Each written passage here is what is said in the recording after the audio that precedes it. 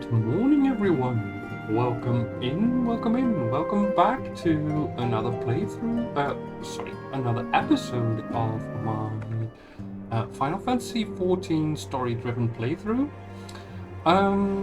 In between episodes, I did do some dungeoneering. I finished up the circus tower. I made a bit of a boo-boo there. Instead of just finishing up the quest that, due to circumstances, got cancelled twice. I went through that, was completely in the zone with doing the dungeons that I needed to do, which was Ifrit Hard, Garuda Hard, and Titan Hard. And while I was doing that, I also went through Circus Tower. So unfortunately, we will kind of have to miss that particular part of the quest. But we'll just, go on. Things happen. So let us continue with the main quest. A good intention.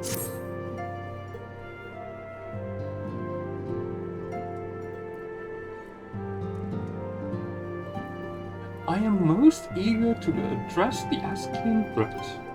However, we dare not neglect our other pressing concerns.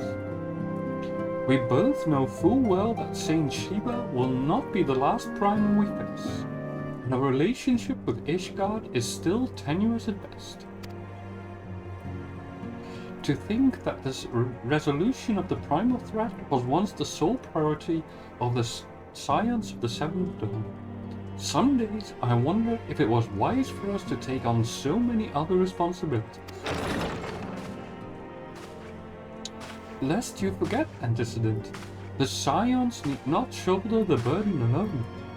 Were not the Crystal Braves established for this very reason?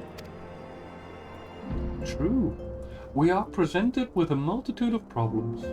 However, we have all the resources we need to address them in turn. Elaine, in particular, is ever a steadying hand, who I trust will continue to support the Braves. To what do we owe the pleasure? Have there been further developments regarding the situation in Ul'dah? As expected, the Immortal Flames have been struggling to cope with the revelation that one of their highest-ranking officers was a Galen agent.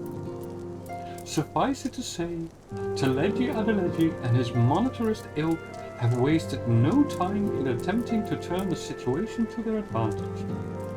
Coupled with ongoing unrest, the Flames are finding themselves hard-pressed. Plainly, General Ban needs our help, and I will direct the Crystal Braves to offer what support they can. If I am to stay abreast of the latest developments and issue effective orders, however, I cannot afford to waste time traveling back and forth.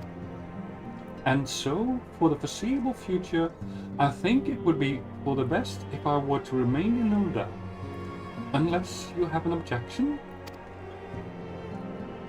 None whatsoever. We have matters here well in hand. Minbrida's research is proceeding as planned? So she tells me, though I am not familiar with the details. Urianger is poring over his tomes at the Waking Sands, and the others are contributing in their own ways. Alas, the key probe, how to form an ethereal blade at will, remains unsolved. Nevertheless, it is only a matter of time. Hope so. Elaine, while we focus on that task, mayhap you could assist Alphino and his braves with theirs. It would do much to restore the faith in the Immortal Flames if the Warrior of Light was seen working on their behalf. Never forget, that your esteemed status allows you to act in ways that those more tightly bound to organizations and nations cannot. However, I implore you to do so. Not that your response was ever in doubt, but I humbly thank you once more for aiding our cause. No sweat. Now then, there are preparations I must attend to before my departure, such as receiving Real's latest report. He has proven to be quite skilled at gathering information others wish kept secret, hence why I placed him under my direct command and ordered him to investigate the Uldan riots. When you are finished here, join me outside. Depending on what he has to say, I may soon have a favor to ask. If there are any developments on our front, I shall inform you at once in the usual fashion.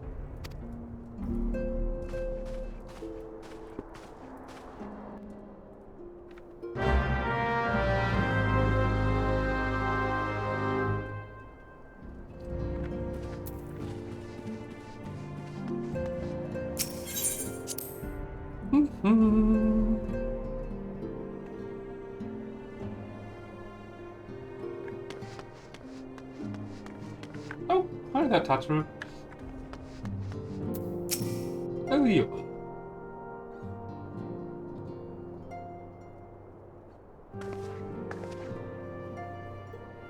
Pleasure as always, Link. You'll be escorting the commander to Ulda, I take it? Actually, I had another task in mind for her. If you would be so kind as to repeat your report for her benefit? Right then. Me and mine have been making inquiries into the source of the weapons that found their ways into refugee hands a ways back. So happens we caught wind of something promising. A rather large purchase of sharp and pointy things by a black marketeer holed up near Hybrid. I doubt that this man would have secured such a quantity of weapons if he did not already have clients waiting. Clients that, for whatever reason, would prefer for this transaction to remain secret.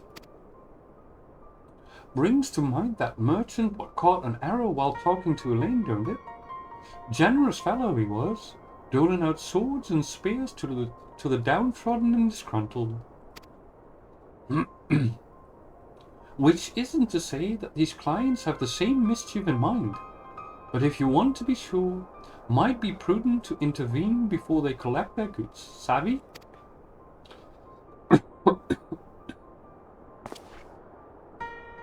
Seizing the weapons before they fall into the wrong hands would be for the best. However, if we strike at the appointed hour, we might capture the black marketeer as well as his clients.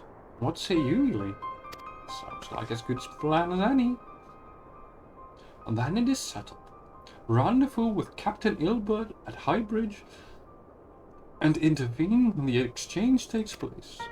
Now then, if you would excuse me, I must leave for Ulda. I expect good tidings.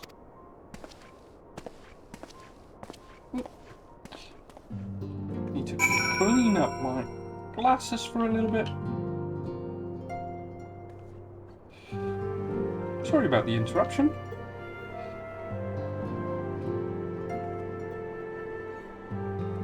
Ah, much better. Go to Highbridge.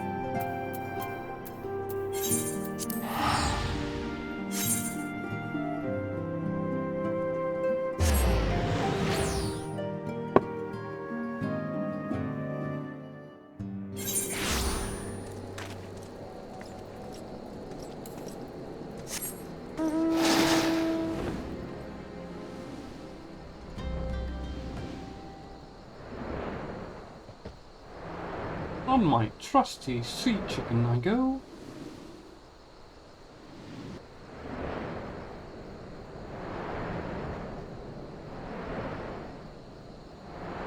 We are, Hilbert.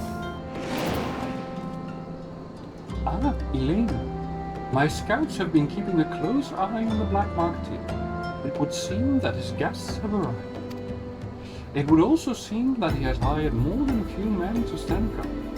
Common thugs of no consequence, but they nevertheless pose a threat. Even so, I feel compelled to apologize. This is far beneath a woman of your standing, and Commander Levalier needn't have dispatched you here. But powerful men ever have need of loyal, able-bodied friends. Having found one new, it is only natural that he will come to rely upon you without hesitation. Alright. There we are. Stray hair.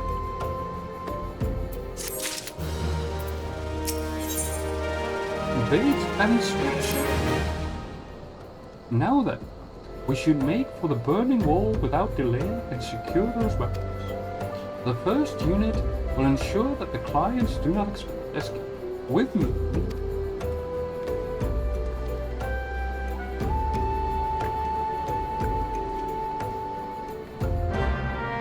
Also, I think it's time for a new companion. Minion guide. I've got quite a few new ones.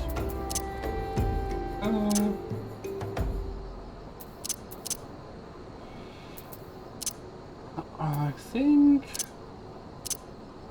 I like the farm. Summon.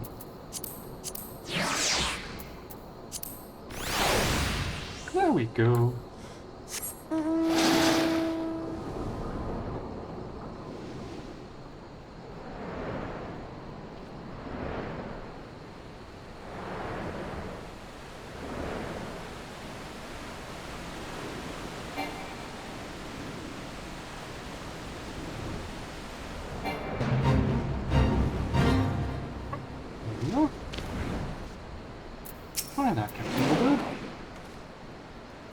I spy the one now, but there are sure to be others. I've a plan. While you approach the sentry and create a distraction, my men and I will slip past and catch the Black Monketeer unawares. Once you've disposed of the thugs, wait for us outside the tunnel entrance. Any questions? Then let us be. Good luck, my friend.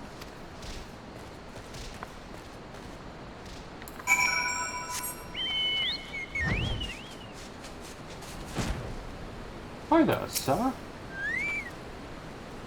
Who goes there? An adventurer? Damned fool. He should never have come here.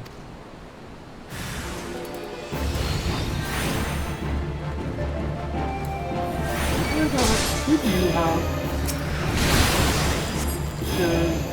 Taste my police.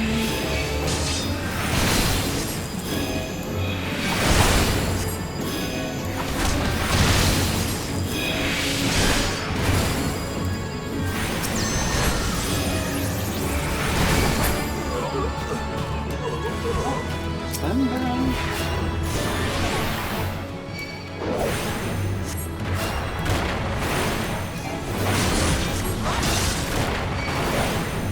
Next one down. Any more? Ah. One more.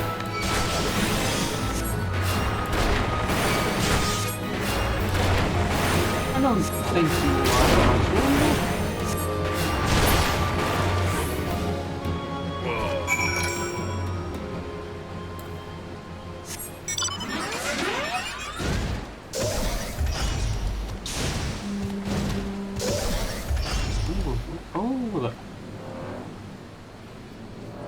Sure.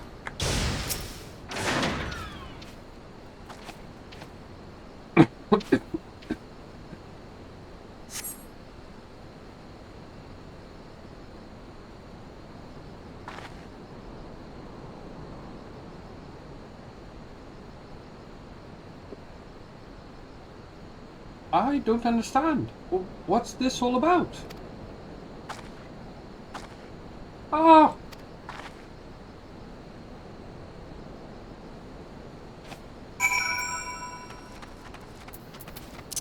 What's going on?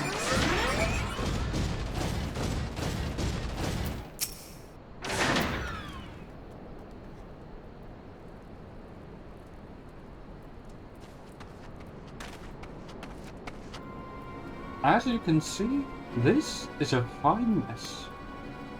When I tried to restrain him, he drew a hidden blade and lashed out. But before I could disarm him, one of my subordinates panicked, and this is the result. How foolish of me to underestimate the bastard, and to bring an inexperienced recruit. Commander Lavalier will be most disappointed. Damn it all! A golden opportunity wasted. As for the clients, though we know not how, they slipped past our perimeter. At present, the first is currently tracking a party of dusk-white sellswords we suspect may be them. Would that we could have enlisted the aid of the immortal flames or the brass blades. Alas, we're here to aid them. They're in no position to aid us. Well, at the very least, we have secured the weapons. Yet even that accomplishment is lacking, for the information we received indicated a massive shipment, and this is anything but. Oh dear.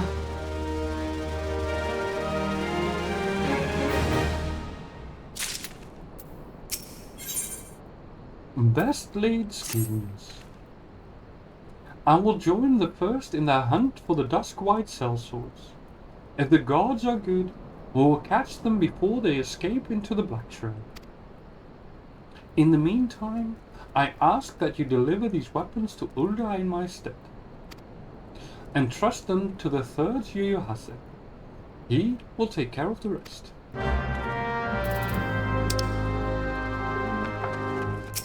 Great.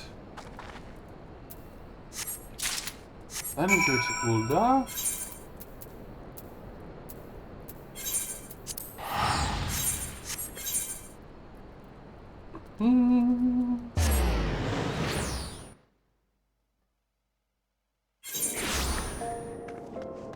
I believe he's in the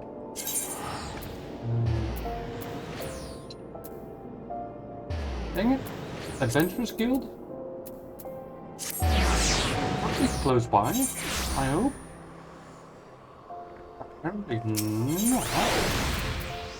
It's there somewhere. She's where exactly? I'm gonna go into the leader strip and see if I can reach him from here. Either I go up there, but I think that leads to the Chamber of Rule. So, around here probably. Yes, I was right. Ah, the Warrior of Light. Ever reliable friend to the Crystal Bros. You have my deepest thanks for your assistance and courtesy. What brings you to us this day? A small crate of arms.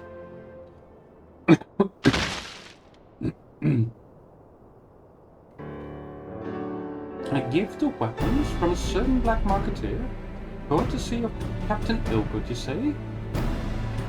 Understood. Once we've catalogued the contents, I'll have them delivered to the Hall of Fame. Well, this cannot be everything, can it? Riel stated with confidence that there would be a far greater quantity of weapons. A blatant falsehood. Clearly, Riel is unfamiliar with the ways of Uldan merchants, who ever strive to present themselves as greater than they are. We should be thankful that this information was not completely erroneous, that we managed to achieve anything of worth ever. It's still something worth celebrating, isn't it, Lieutenant? Besides, we've got more important things to worry about, like fighting those Galileans up north. There will be no fighting if I have anything to say about it. Our orders are standwatch, not to seek glory in battle. If you have no further need of us, then I shall take my unit to the Cerulean processing plant. Time for the fourth to earn their keep. Fight well, Ali, for the freedom of all.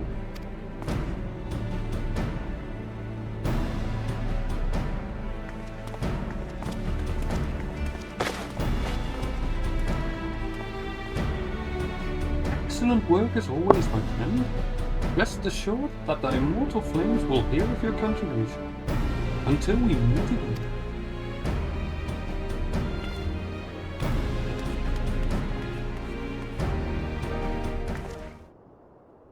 Elaine, a word if it please you.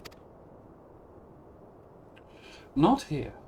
Look for me at the Sapphire Avenue Exchange. No need for whistling this time, don't you worry. Okay. That sounds ominous. Why should we need to go there? That was quite a secluded spot to begin with. Well, Avenue Exchange it is. What? Thanks for indulging my request. Few places better than a market for privacy, I find. All the hustle and bustle of commerce means conversations go unnoticed. I'll get to the point. At the burning wall, when you and the captain interrupted the exchange, what happened? Tell me everything. Leave no detail out.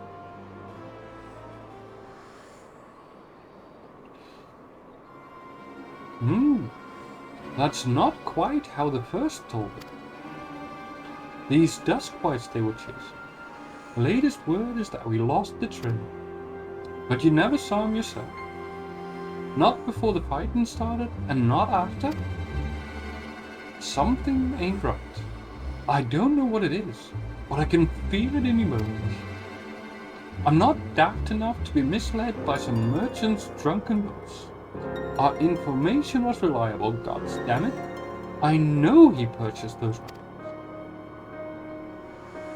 weapons. As if I've never deciphered a moneylender's price, or had to follow a transaction back to its source. Did plenty of that back when the Braves were getting started, believe me. The commander wanted assurances that we weren't taking gil from the wrong sort of benefactors.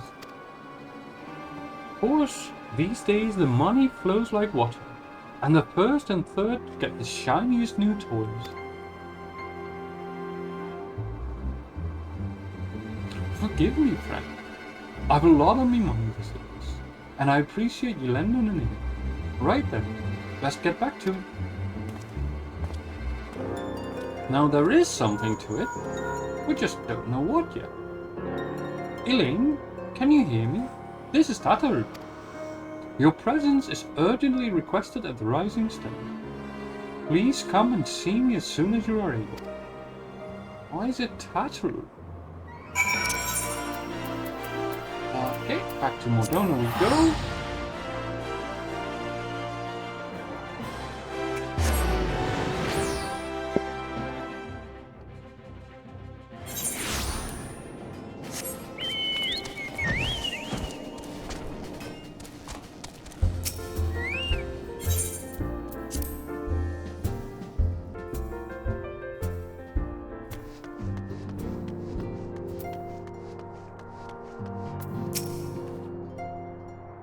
Thank you for coming so quickly, Elaine.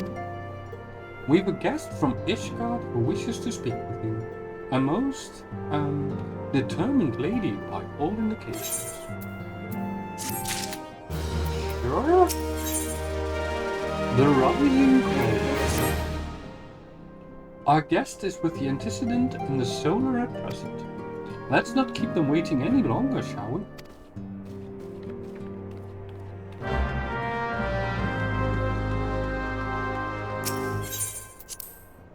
I wonder who it is.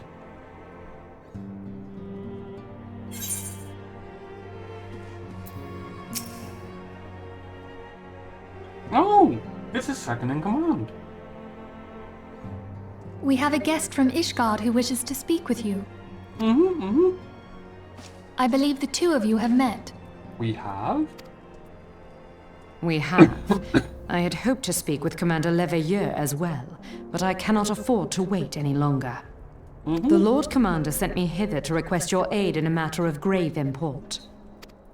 You see now why I had Tataru summon you. Now that we're all assembled, perhaps you would be good enough to elaborate on the nature of the matter which brought you to us. Click.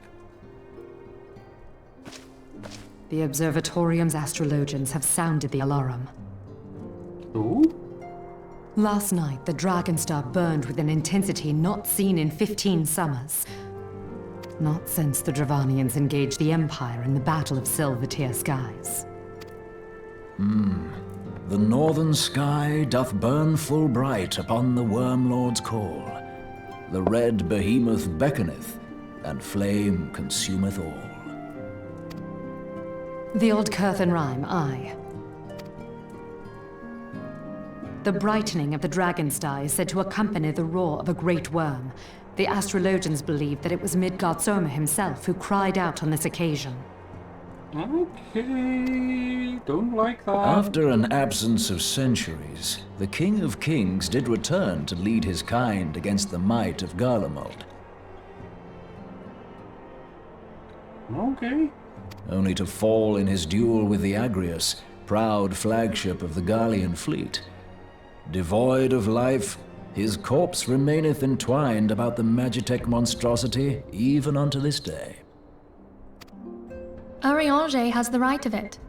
Whatever this alteration in the Dragonstar portends, the Great Worm has shown no sign of life. Tataru, have the Domans reported aught out of the ordinary? Nope. Okay. Correct me if I'm wrong, but if Midgardsormr had roared, wouldn't we have heard it here in Revenant's Toll?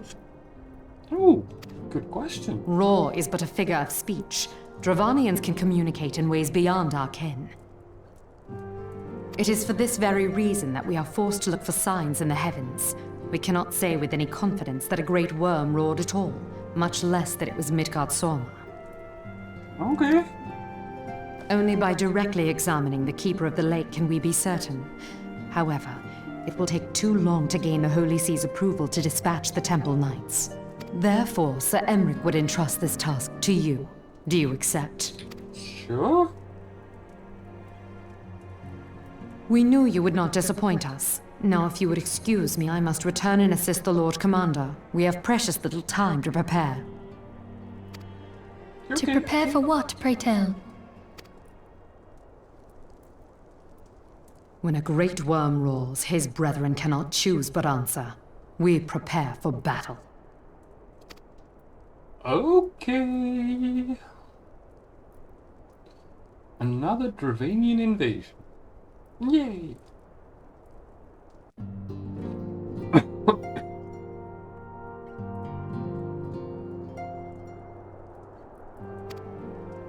Forgive me if I state aught which you already know, but I would ensure that you understand the nature of your destination. As Urianger stated, we have what we now call the Keeper of the Lake is the wreckage of the Agrius, former flagship of the Imperial fleet, and the corpse of the worm responsible for its destruction.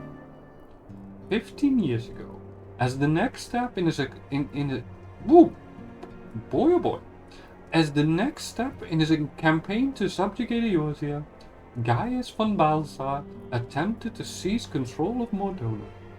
So massive was his force that all thought his victory a foregone conclusion. But an unlikely ally came to Eorzea's aid that day. Midgardsormr, a legendary guardian of Silvertear Falls, burst forth from beneath the waters of the lake and led a host of dragons against the Garlean airships overhead. In what would later become known as the Battle of Silvertear Skies, the Great Worm felled countless airships before engaging the Agrius. In the ensuing struggle, the flagship's cerulean engines failed, and it tumbled into the lake below. Yet this victory came at a great cost. for the explosion which followed claimed the life of the Great Worm as well.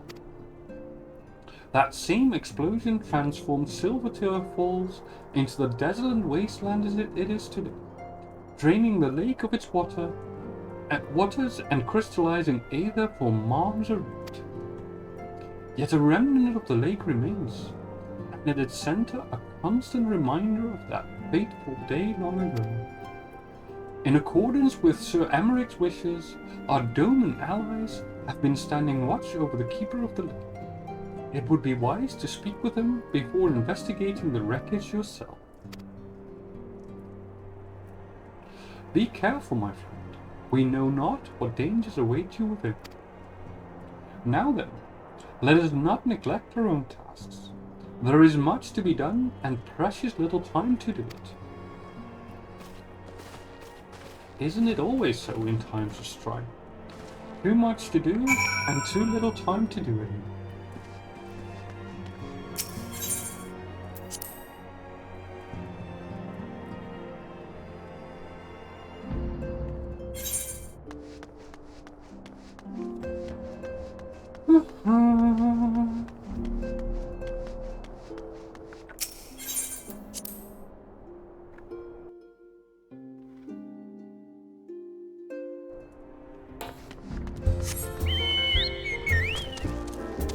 Well,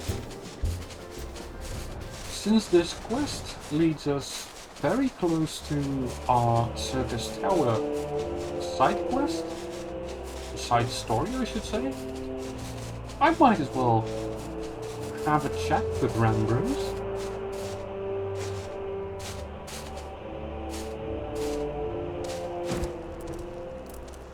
Oh, there you are.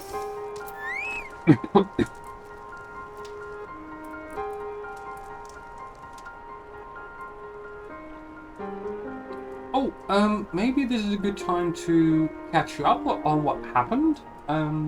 So I went to the tower, and with a large party of adventurers, we managed to defeat Xander, who was the revived emperor of the Allegan Empire. And we managed to defeat him.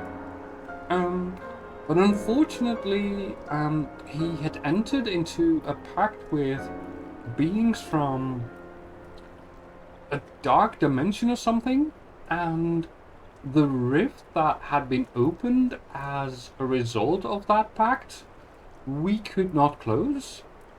And Doga and Aina, clones of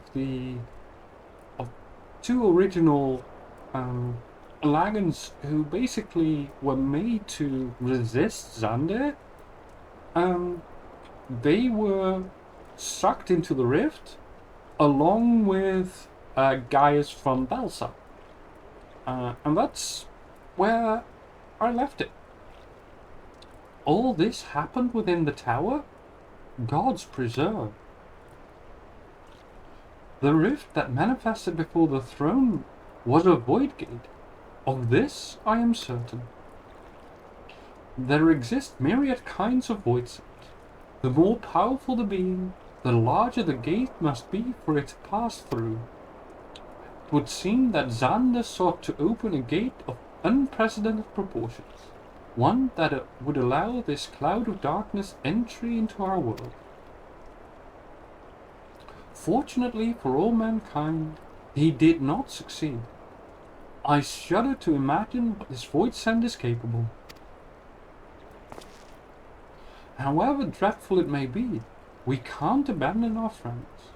Is there no way to save them? I will not lie to you, Master Garland. The situation is bleak.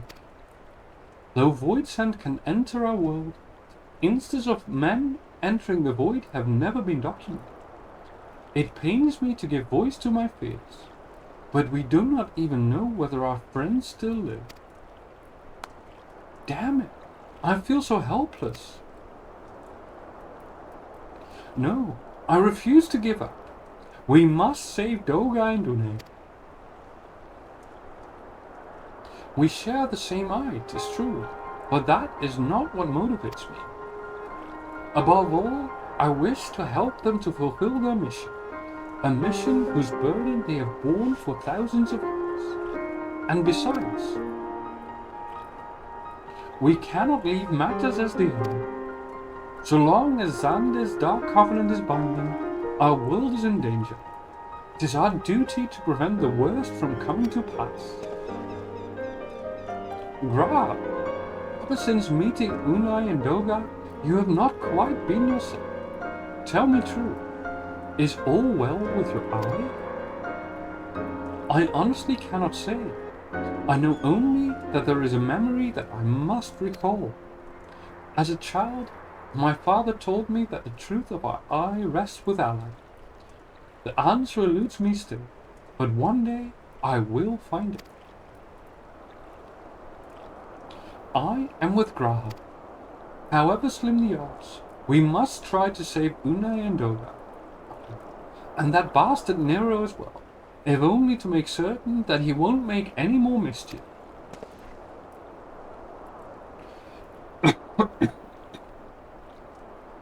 You have the right of it.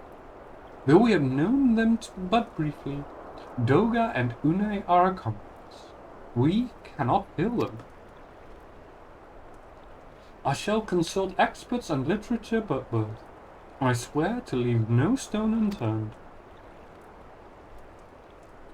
Yet know that it may be a while before we are ready to act. I would ask that you all be patient. When dealing with the void, one cannot be cautious enough.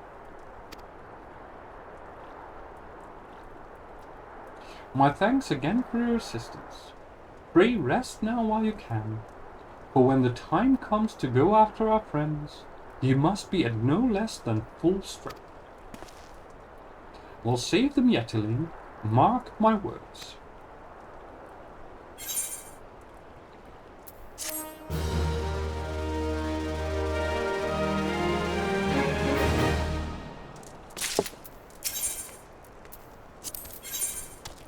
The world of darkness.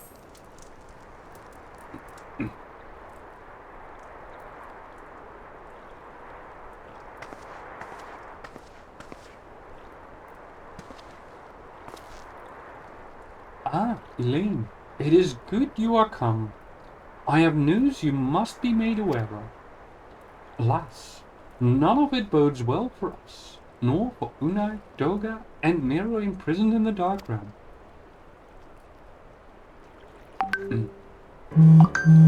Think back upon our last foray into Circus Tower, if you will. The calamity stirred the place from its long slumber and awoke Emperor Xander. But you ensured was laid to rest permanently. Yet the Emperor had sealed the binding covenant with the terrible void sight known as the Cloud of Darkness. Even as Doga and Unai labor to annul this contract, the entity reached through a rift and dragged the Paragon and Nero out of our realm. Since that day, Noah has devoted itself to rescuing Unai, Doga, and Nero from beyond below. Our research, however, has exposed a far more dire problem. The Crystal Tower still acts upon Emperor Xander's orders and collects energy to open another void gate even as we speak. Indeed, the place nigh hums with energy. We have done all we can to stop the Imperial Edict, but to no avail. Just as the gate would open only for Unai and Doga, so too will the tower heed only those with the royal blood of Allah. 'Tis a most galling desire. Granted, this was not always so vexatious, according to the elegant tombstone Nero presented. During the golden age of Allah, the royalty had some means of bestowing their blood upon others. If they hadn't such a technology, Amon and his underlings could never have controlled the tower. But we do not have either this art or any with royal blood. Every moment we wait, a vast rift through which the cloud of darkness can enter our realm threatens to open. do have someone with royal blood?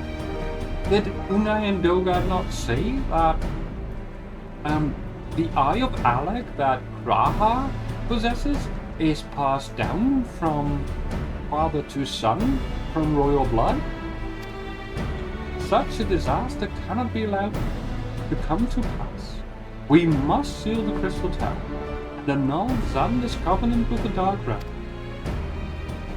If only breaking the latter would suffice. But then, what of the energy building in the Crystal Tower?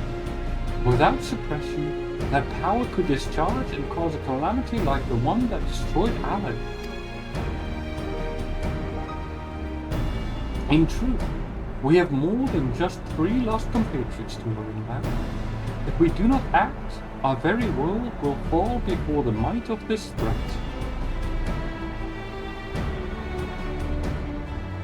We know but one way out of this predicament. Rescue those who can control the tower from beyond the Dark Realm and seal the rift shut after them. And mercifully, not all our news is quite so good. 'Tis true we cannot stop the Void Gate from manifesting within the tower, but this can be to our benefit.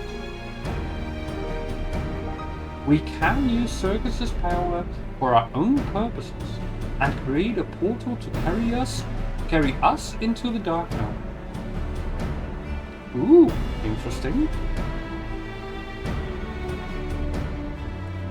We have heard this is possible from a man of the Thaumaturge's Guild well versed in otherworldly matters. With Master Garden working to create said portal, the final preparations are well on the way. And here comes the man himself.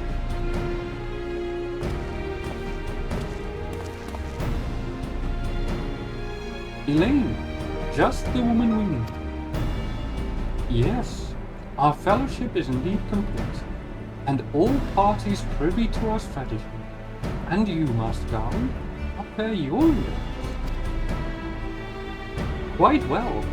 The device is nearly ready, though attaching the damnable thing to Circus Tower took every ounce of ingenuity the Ironworks has got. But it should produce the energy we need. With just a little more fine-tuning, we can open a rift. I'm here to request your presence at the table. I'll leave Biggs and Wedge at the 8 Sentinels as guards. And do hurry up. I'm sure you wouldn't miss another chance to save the world, would you?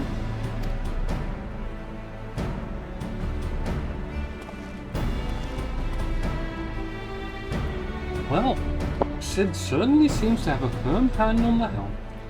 Shall we make our way to the Crystal Tower? Yeah, sure.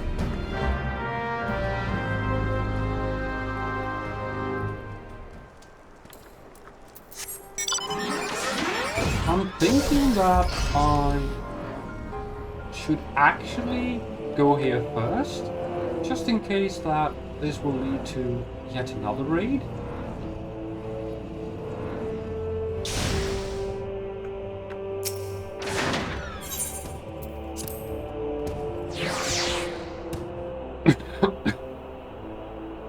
And in this way I can make sure to sign up for that raid while I try to continue the MSQ.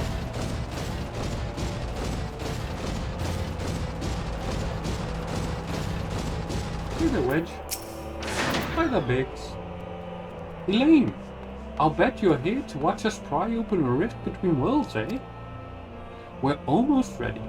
Circus Tower is full of engineers scurrying around and making adjustments.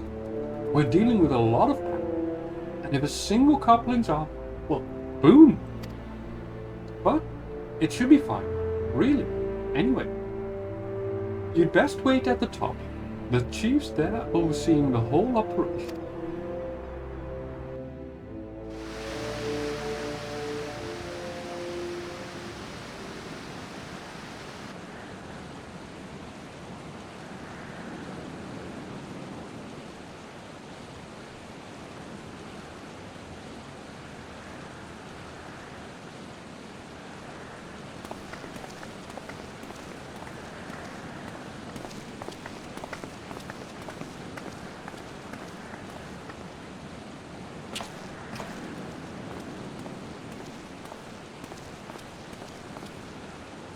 My friends, you arrived. I'm just waiting for my engineers to give the signal. Then we'll see if we can't open a gateway to another world. Is there something amiss, Graha? Ah, Emperor Xander's throne. How the mighty are fallen, eh? Once it stood as a symbol of Alex's art and power. Now, it's nothing more than an empty chair. Just imagine if Alagan's civilization had lived on, and the just emperor still sat on that throne. How different would our history be? How much further would we have advanced? Unfortunately, there was no stopping Xander and his ambition. There were those who tried. Xander's War of Dominion left no one unscathed. Unable to abide the horrors inflicted upon the people, warriors young and brave took up the sword against Admir. These men and women became as beacons of hope to those who had suffered, not unlike the warriors of light in our age. But all this merely hastened the destruction. Just as they moved towards Alex's heart for the kill, Xander lashed out in anger and frustration. Trapped beasts are wont to do. In his desperation, Xander desired that a great rift be opened to hasten the cloud of darkness coming. To this end, he commanded the sun's power held within Dalamud be emptied into Circus Tower at once. The act bore terrible consequences. The tower only withstood the blast by flooding the land below with energy. Circus Tower was swallowed by the very earth upon which it once stood. The fourth umbral calamity. I learned of its cause from Unai and Doga. I had no idea that rebellion incited Xander to rashness then. Your knowledge of Alagan history is astounding, Graf. Why? Man could study for 2 lifetimes and only learn half of what you knew. Mayhap. 'Tis strange though. I cannot seem to remember where I learned such things. Maybe from the tower itself? It used to be some sort of library before Xander turned it into his personal powerhouse? Yes? Biggs, are you ready? Ready and raring to open up that void gate, Chief? We reckon... Sorry. We reckon when this machine's up and running, she'll be able to float 5 airships the size of the Aglet. So just give us the word, and we'll start channeling energy into the tower. Good. Then let's get started.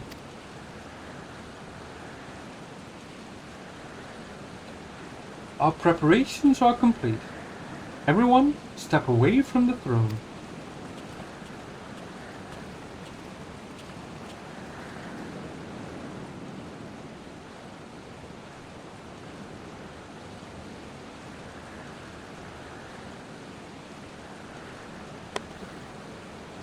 Alright, let's see what this machine can do.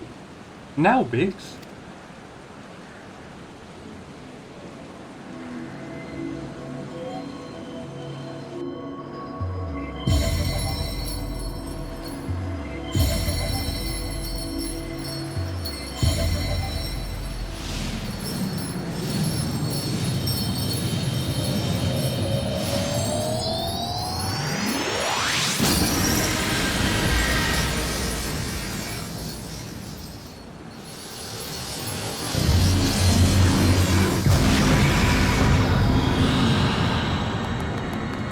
It works, but would you really want to have a void gate open?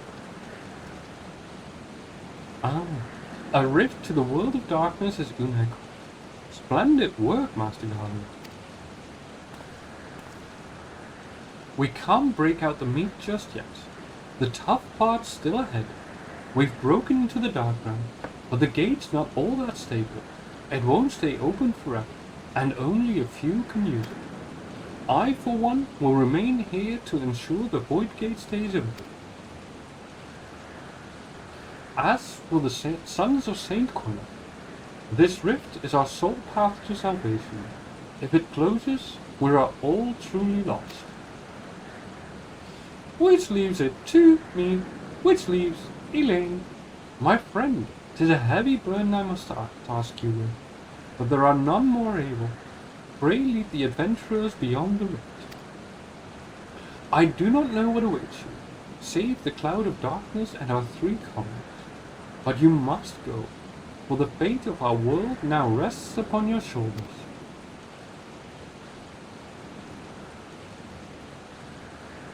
This is our only gambit, but I have every faith that you will succeed. It will be no small feat to return after you have passed beyond the rift. Make certain you are prepared before leaving.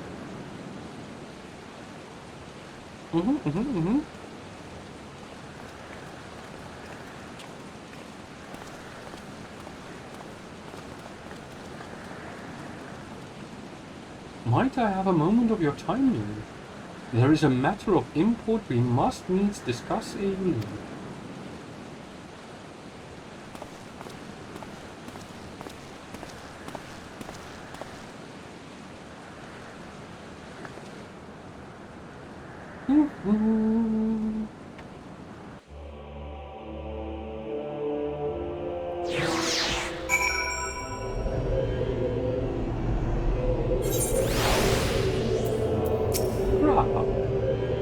Let us speak. Elaine, I wish to speak to you about my own. As you are no doubt aware, 'tis a trait seen only amongst a Balagan multitude. Long I have pondered why such is mine inheritance. The sanguine hue must have some bearing upon my destiny. This much Doga himself admitted. But what? In truth, the more I learn of the Crystal Tower, the less I am myself. Somehow, meeting those 2 clones has wrought great change in me. I am consumed with remembering something. Something ancient, but ever so important. And my father's words echo in my memory. The self-same ones his father told him. The truth of our eyes rests without it. Mayhap what I wish to remember and these words are related. May it not. But I know I must learn the truth that history brings. I would see this journey, our journey, to the very end with mine own 2 eyes. So I implore you, allow me to join you beyond the rift. Sure. You have my thanks, my friend. Now let us venture into the world of darkness, save our comrades and our realm.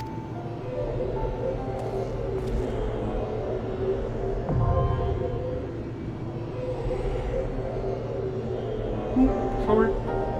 Indeed, new duty. If I am not mistaken, indeed, world of darkness. Take a little bit of time.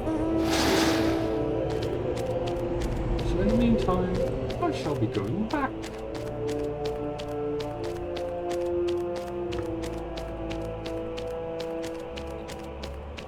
And have a chat with the domes who are watching the Keeper of the Light.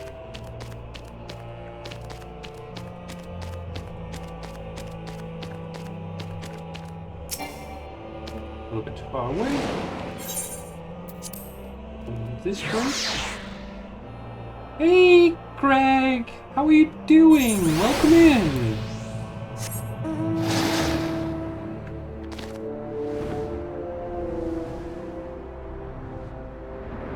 Who are they?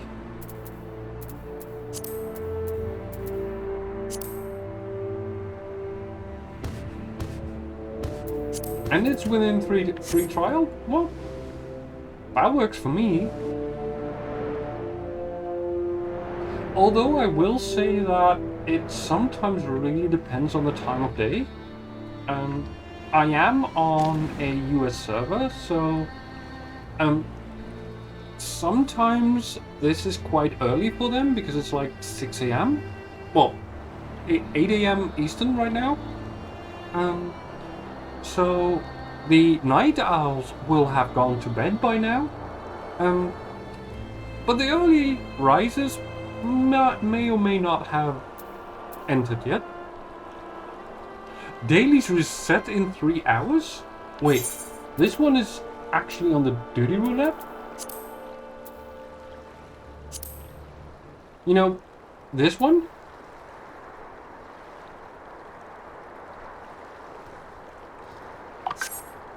Interesting. Very nice, very nice. Well, then I suppose it will be easy to get in then. You're in luck, miss. I was about to send word to Revenant's Toll about the Galanes. Of late, I've seen small airships, likely from Castrum Sentry, come and go from the Keeper of the Lake. Though I cannot say for certain at this distance, I believe they may be salvaging something from within the wreckage. The Castrum supply lines have been cut for some time, and I'd wager they're desperately in need of spare parts and other equipment.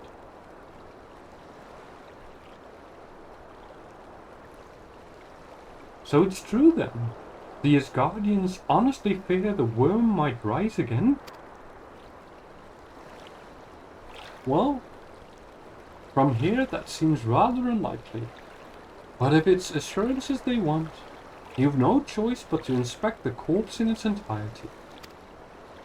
Easier said than done, given the creatures which inhabit the wreckage, and the aforementioned Garleans who won't take kindly to their presence.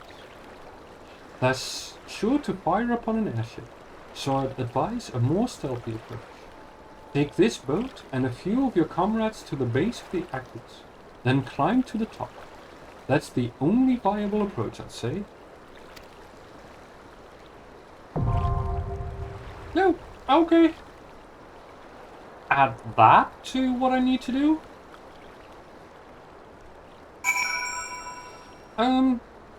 You know what? It's been just about an hour since I started streaming. And I hope that this raid will pop in just a little while. So I'm going to take a quick little break, and I will be back soon. See you.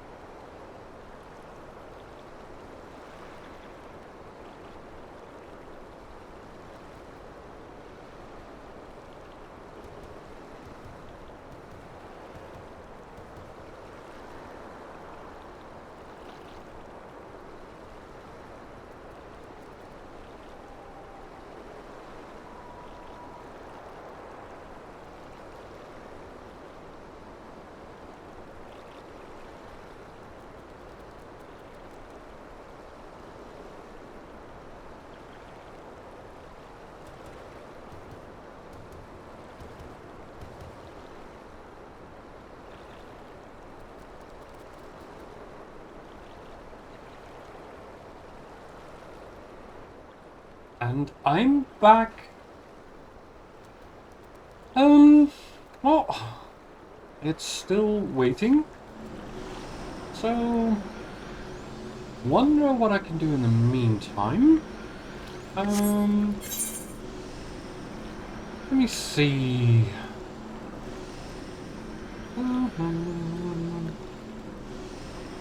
I could try to start in on a secondary class. Just don't know what yet.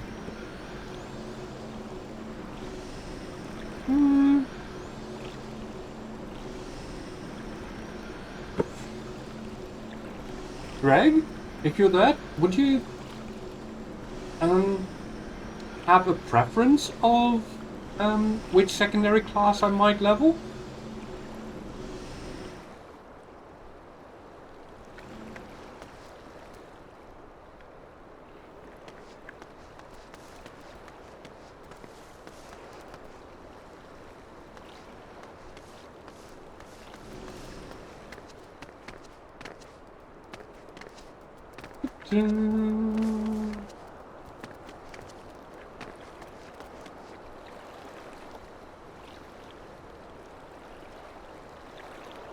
Red Mage. Should have that. Red Mage, where are you? Red Mage, over there. Sure.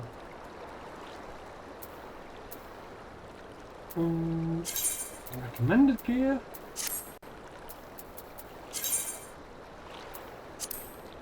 Save it. Balance gauge. The balance gauge displays the current amount of black mana and white mana a red mage has accumulated. Black mana is accumulated by casting spells commonly associated with black magic, such as fire or thunder, and white mana by casting spells associated with white magic, such as arrow. There are some spells and actions that affect both. When both black mana and white mana reach a certain amount, weapon skills such as Riposte become enchanted and will deal additional damage. If the gap between black mana and white mana accumulation grows too large, the crystal at the top of the gauge will change color, and it will become more difficult to accumulate the lesser of the two. Okay, so basically what that says is that I have to balance that as much as possible. Cool. Let me take you. I like that to be quite visible.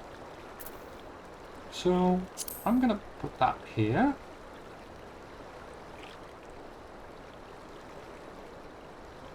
I also want to have, I think, a hotbar for my classes. I was thinking of Rogue, but I might be leveling that together with someone else. We have spoken about it, but we haven't specifically set that down yet. So I would rather not do that until I am absolutely sure that we are or are not doing that. I want hotbar 9.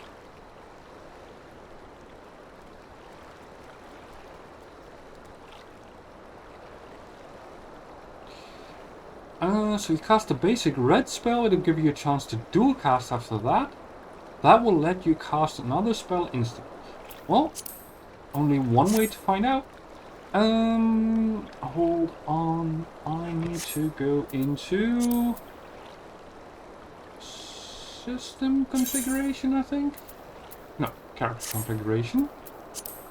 Hotbars. Was it again? Hotbar 9, visible. I want it in a 4x3. Sorry, 9 in a 4x3. Fly.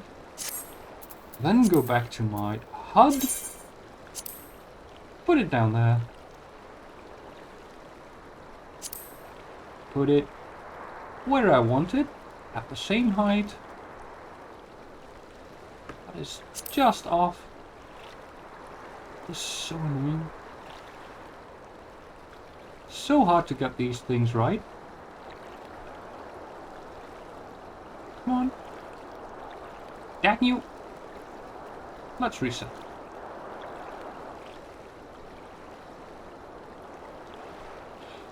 Fine.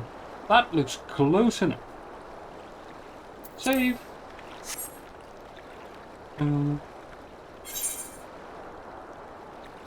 Except that now there's this thing over my other hotbar. So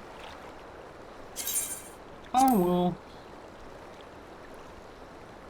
move it out a little bit. There. Can go a little bit. Yeah, like that.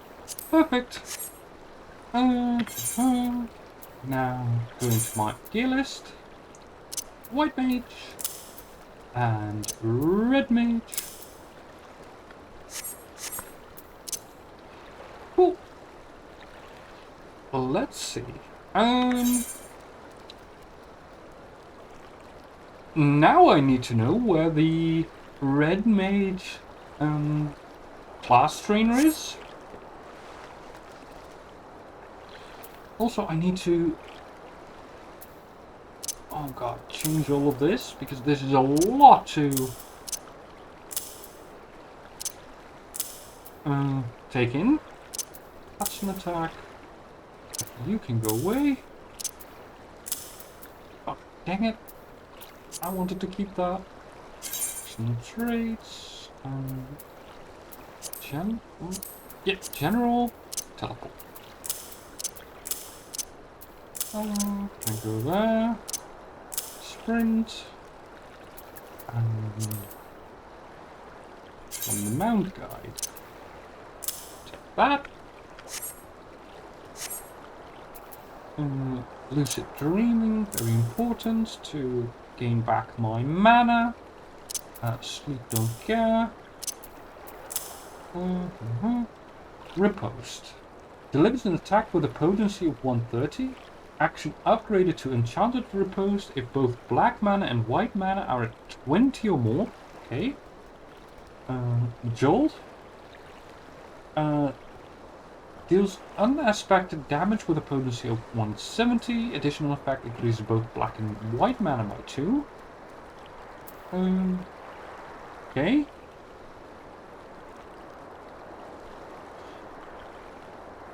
The Thunder deals lightning damage with a potency of 300.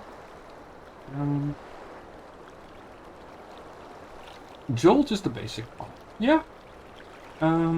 Increases black mana by 6 and 50% chance of becoming Birth Fire.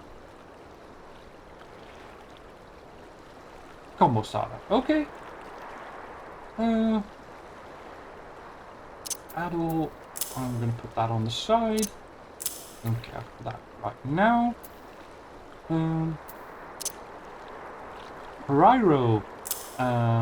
For Iro, I'm going to put that on the side because I also have Arrow 2.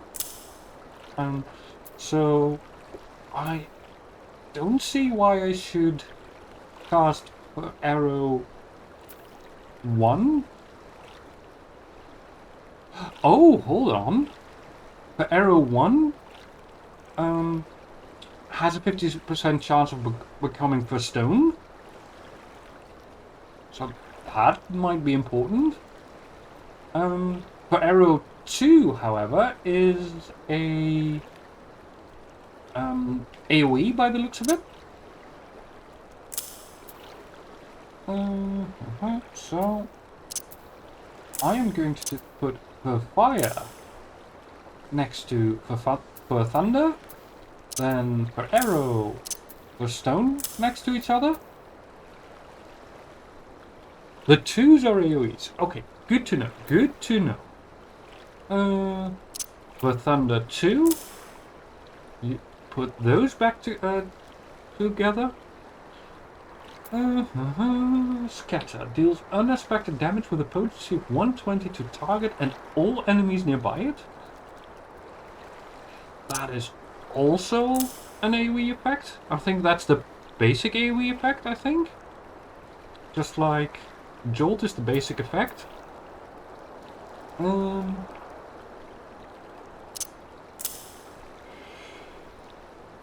This is a lot of buttons.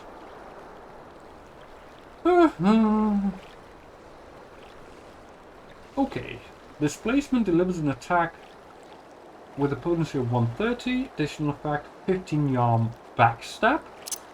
Okay, so basically disengage. Flash.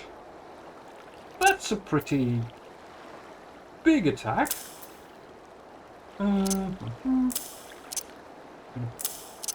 There are so many new things here. I'm gonna put you over there. Lucid Dreaming over there. Swift Cast is always good to have on your bar. Okay. Zwerghau delivers an attack with a potency of 100. Combo action riposte or enchanted riposte. So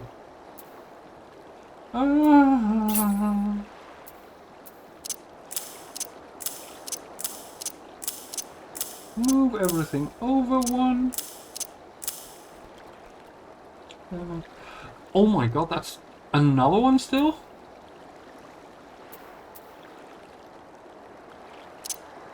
I'm gonna put this on my control bar then. Just setting this up.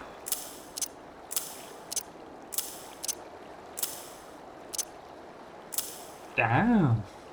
Oh, where was I? Repose into... What was it? Where were you?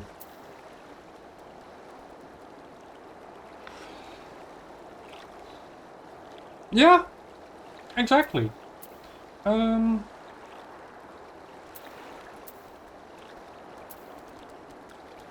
Zwerghau. There you are. Into redoublement or redoublement.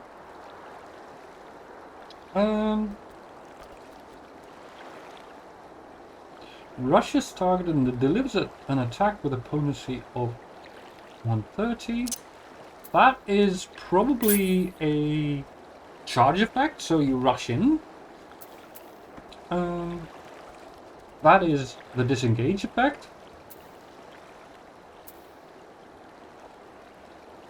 Now the only thing that I don't really understand is why would you use melee skills if your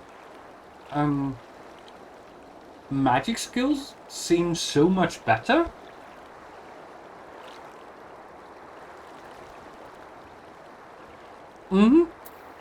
Like Core brings you closer, displacement or displacement will make you step back.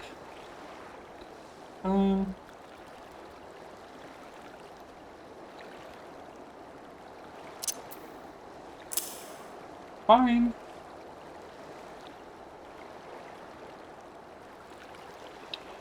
I'm not going to worry about that one.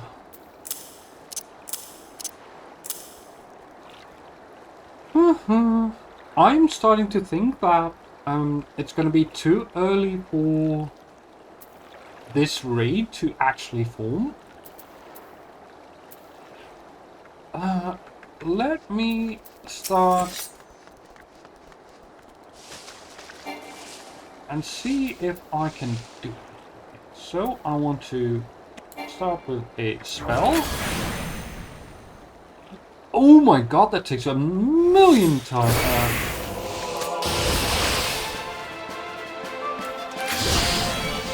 Okay, first time.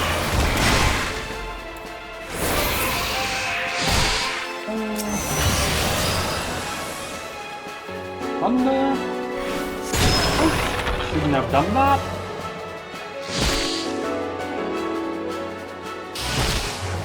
Wait for the petrification.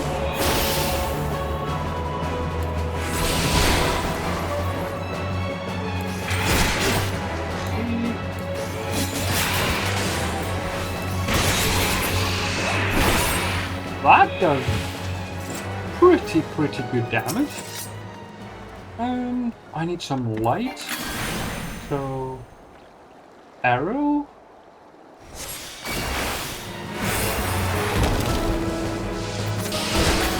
Back into thunder.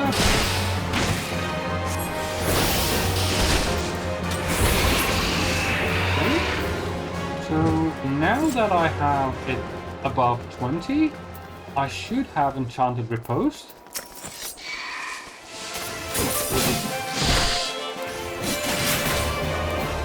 Should do a little bit more. Oh, but when I use it, I use up my actual bar. Okay. Hey.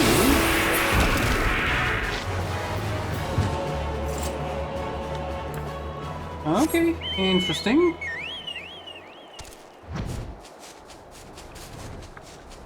Now I will say that it will make Red Mage quite hard for me to play because I generally am not that good with, like, how many buttons is this? Like 10 plus?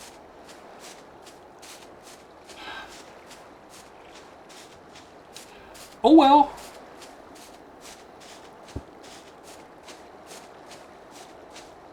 You know, it's worth a shot.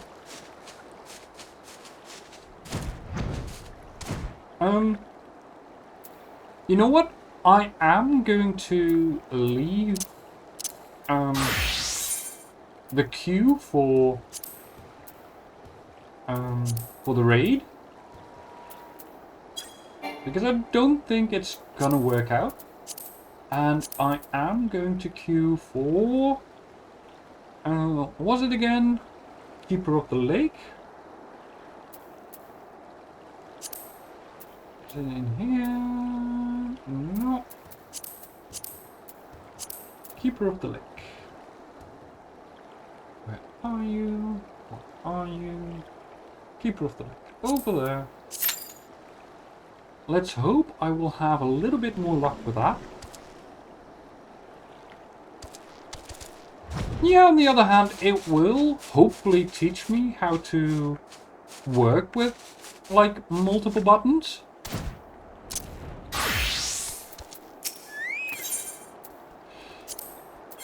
I'm gonna pick up these side quests. I'm not gonna read all of them.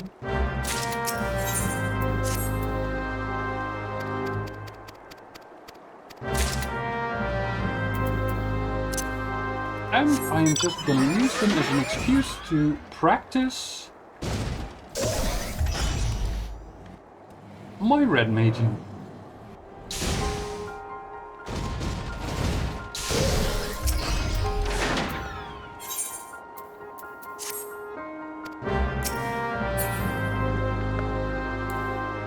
By the way,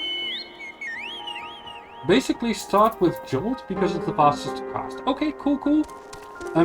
If you want to, feel free to join in the queue.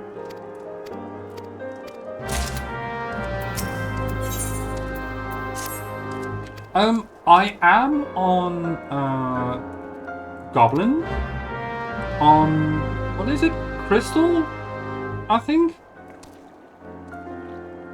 I don't know if you have to put yourself to my world to actually queue, or if, like, the global queue is the same as the North American queue.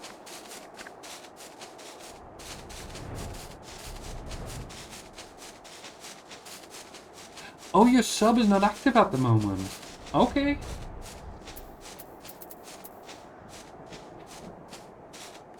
Yeah. That is unfortunate. Ooh. Hippogriffs. Okay. Build into the dual cast. Arrow. Oh, wait, I could stone here. Oh. Already dead. That doesn't help.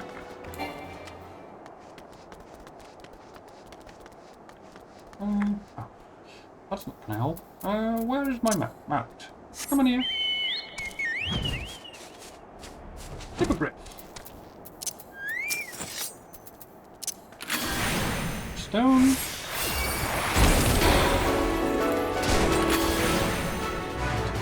Thunder. Arrow.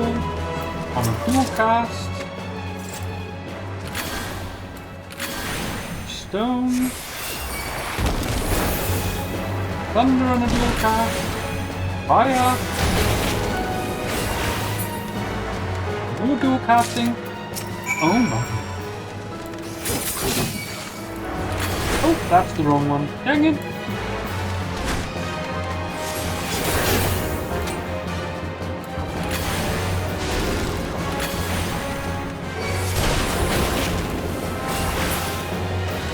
Dual casting! Yay! Where do I need to go? How it works nowadays, if people are in different continents, they would have to travel to the Oceania servers to play together? Okay.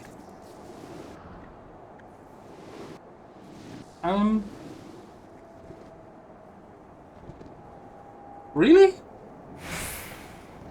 Because I think that Farron is on the European servers and he's been able to join me no problems.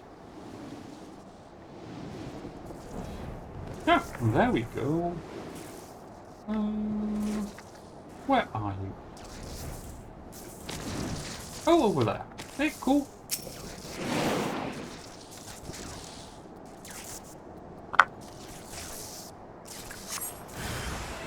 Yay! Oh! I am getting attacked.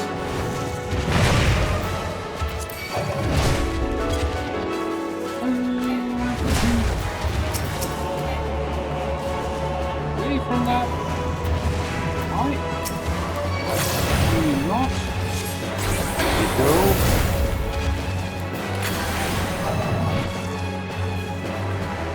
Ouch! Gonna hurt. Also, I think I might need to. Oh my god, oh god, oh god.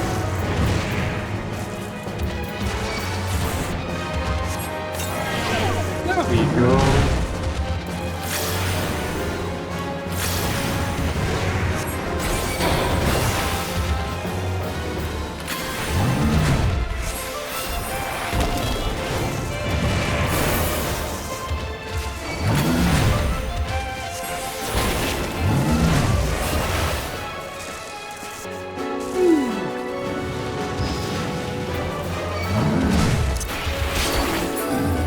There we go.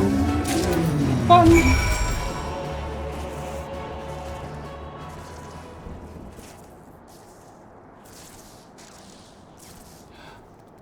Okay.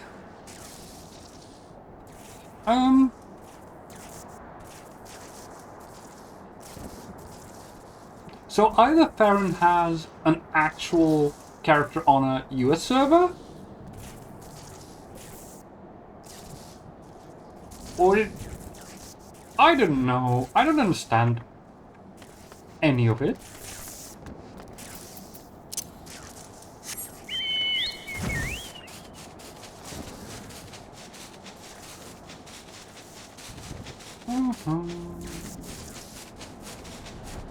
Well, over there.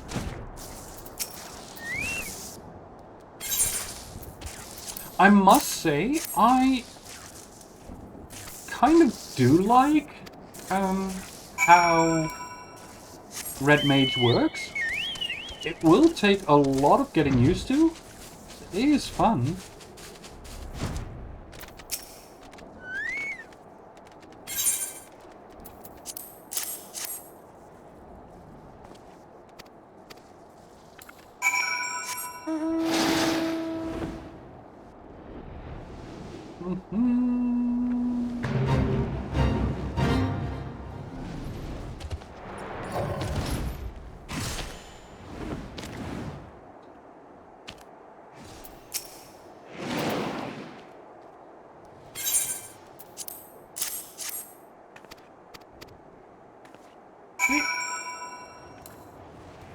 Is that the last one? I think so.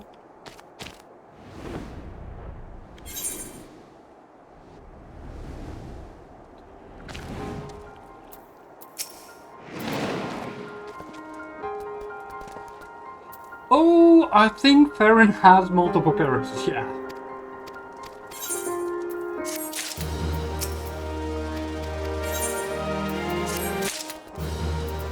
I'm fairly sure of it too.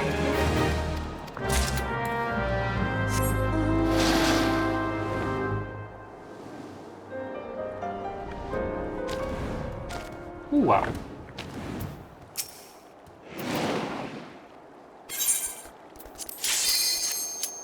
Oh, I'm there. Go, go, go, go.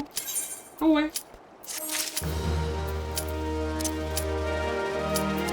Hey. Let's go.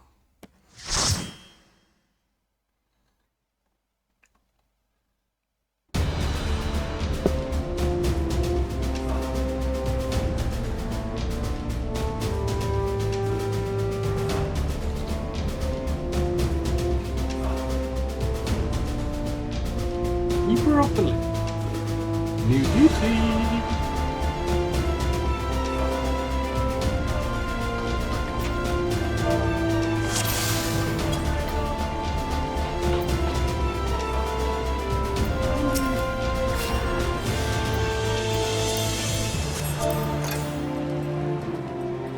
Dang it. Shouldn't try to speak while running forward.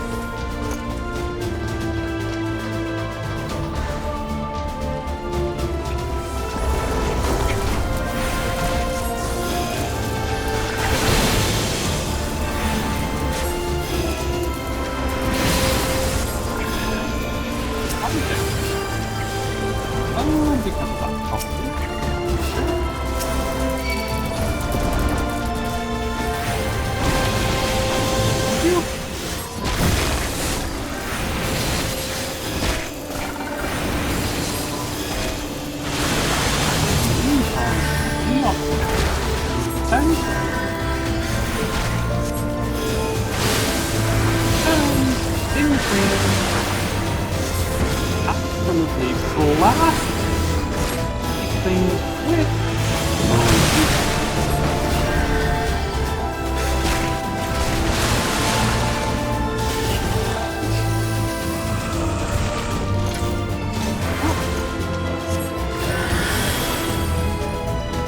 I love Medica too. It's not only a great AoE heal, it's also a heal that will allow everyone affected by that heal to have a version of regen. This is absolutely amazing.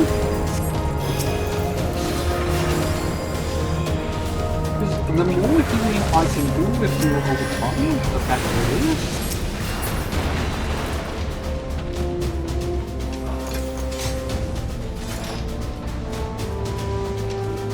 because the less healing I have to do actively, the more I can focus on helping out with damage.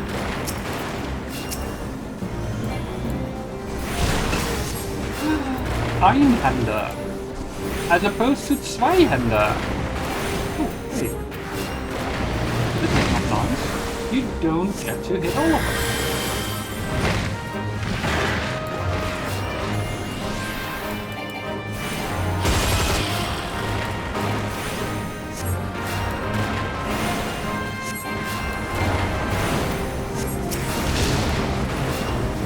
That one made that go boom.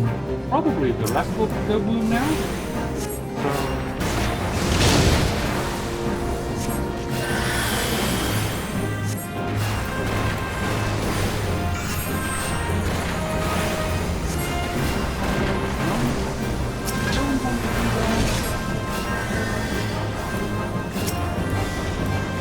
I was thinking about rushing to him, but then I remembered that that particular round thingy around the tank just means he's about to soak a massive hit. Supposed to stay outside of that one. Yep, good. But now we have to go up to there.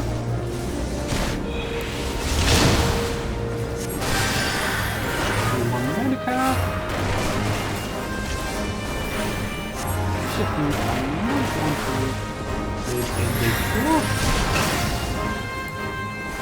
Another big cure.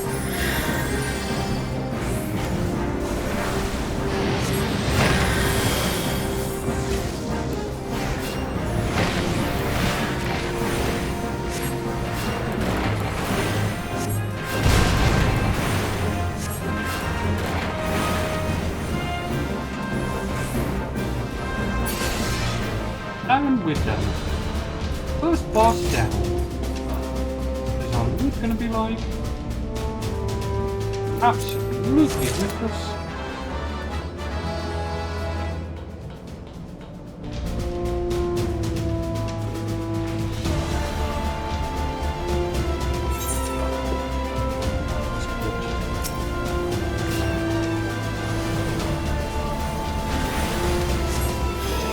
Now instead of monsters, we have to deal with Imperial forces.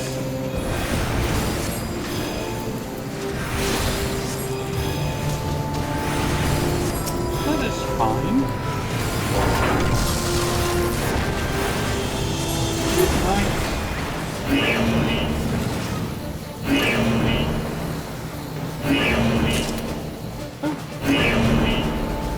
It dropped because of what it did.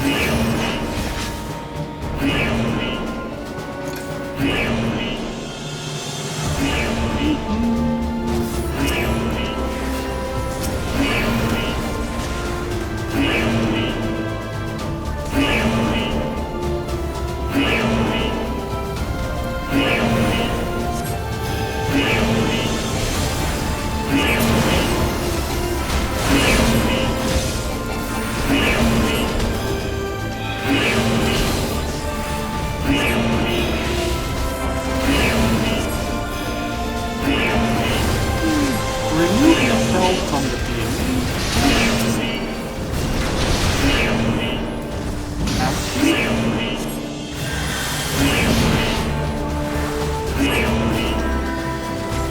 Out. Thank you. How about the body?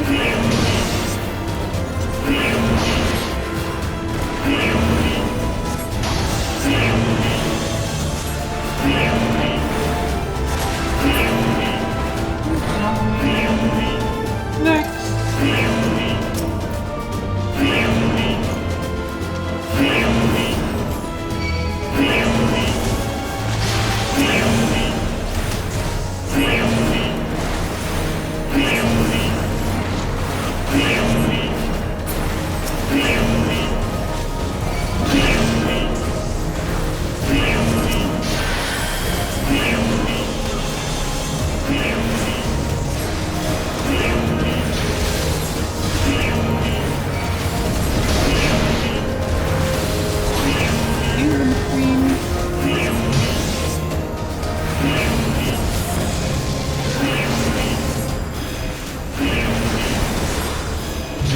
thing that I dislike about Holy Hill is how bright that is.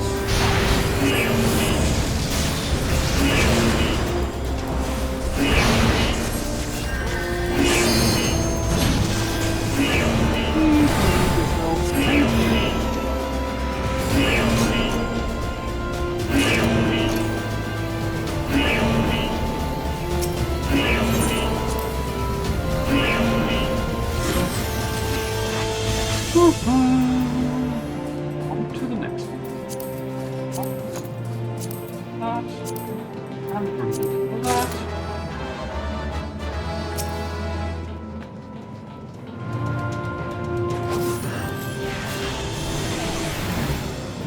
I don't know what this will have in terms of ability.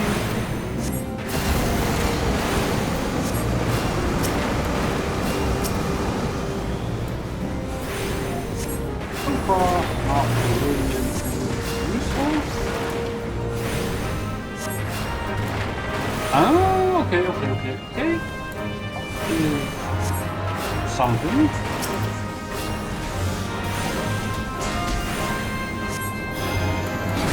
Oh god, get out.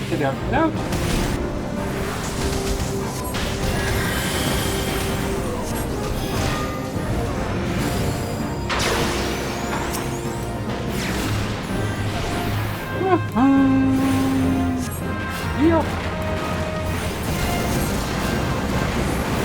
That's a nice gimmick. I think I like the previous boss better.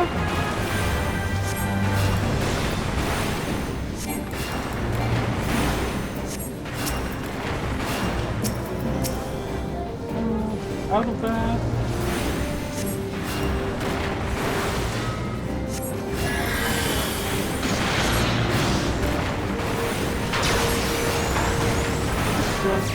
Finish this one off. Done. And that way we don't have to concern ourselves with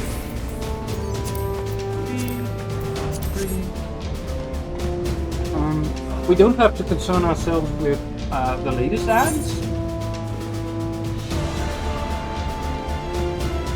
Because quite frankly, they're just there doing nothing. I mean, yeah, they're doing money. That's about it, right?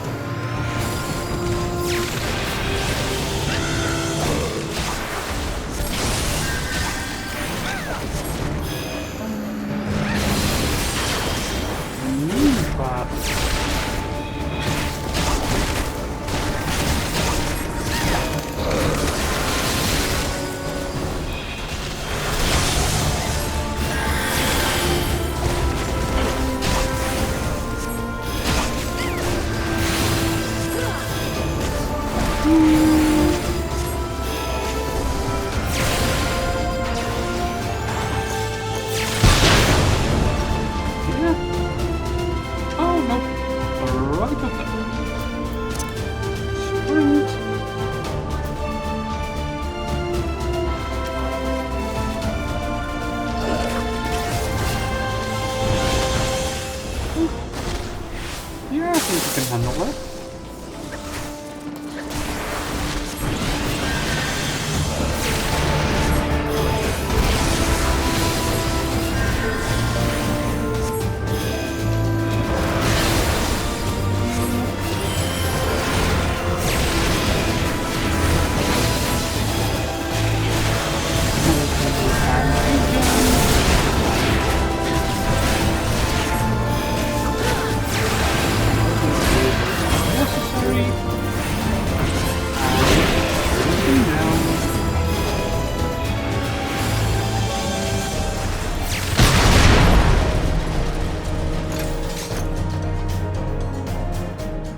On to the final boss we go.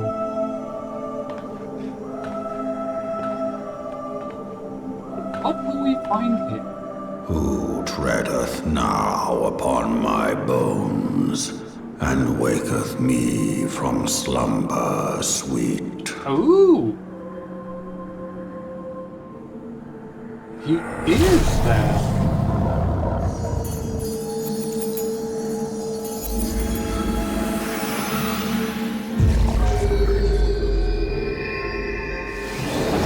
Thou hast forgotten the face of thy lord. Remember, mortal, and fear me. Dragon! Oh. A facsimile of the dragon? Because the real dragon is still up there. This is just like an illusion or something.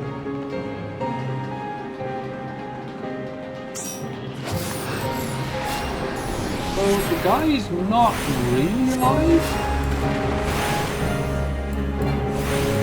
But sort of?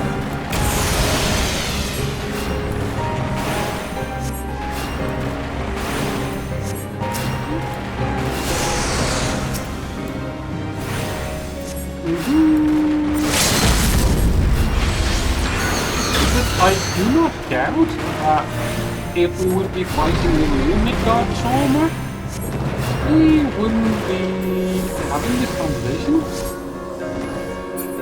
I would... Why can I not?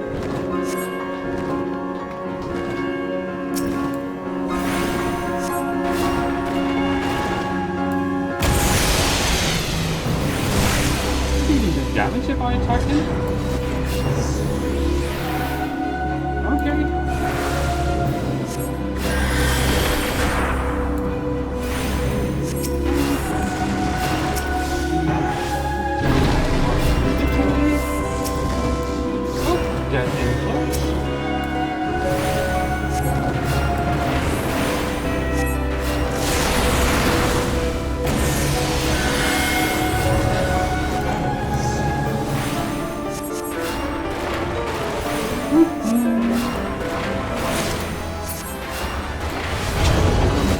Arrow there.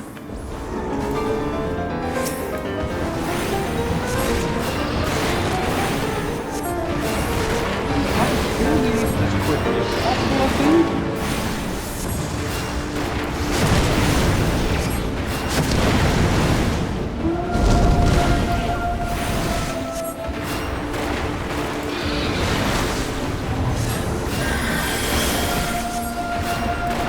I'm sure that the energy bar doesn't get up too high, I think.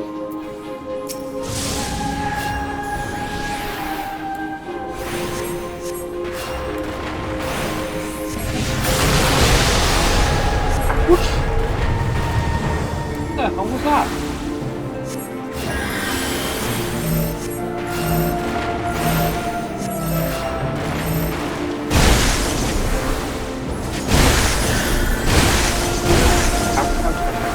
Ouch.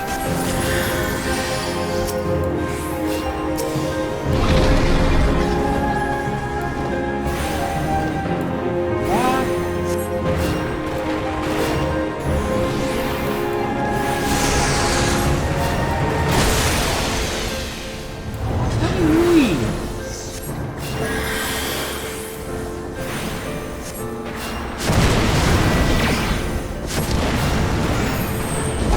How about that? That will do it.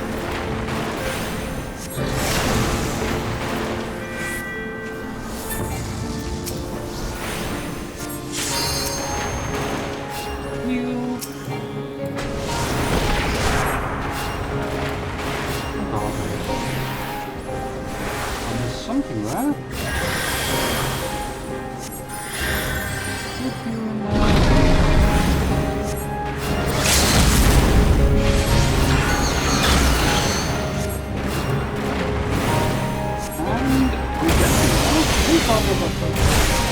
What do you mean? That is so mean.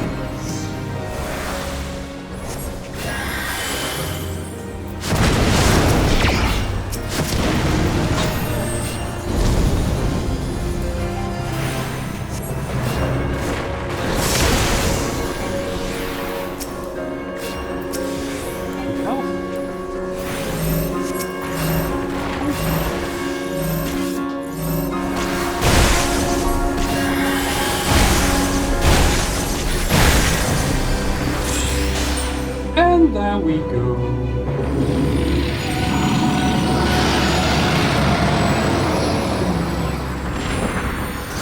What will you say now, Midgardsormr?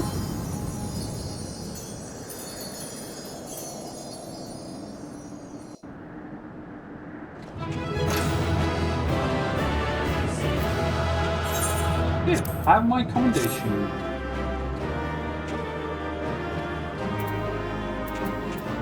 Loot. Read it. I don't need it.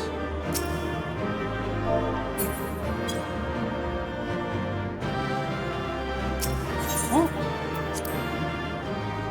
That is main story duty done. By her gifts hast thou earned a moment's reprieve. Ooh, idling.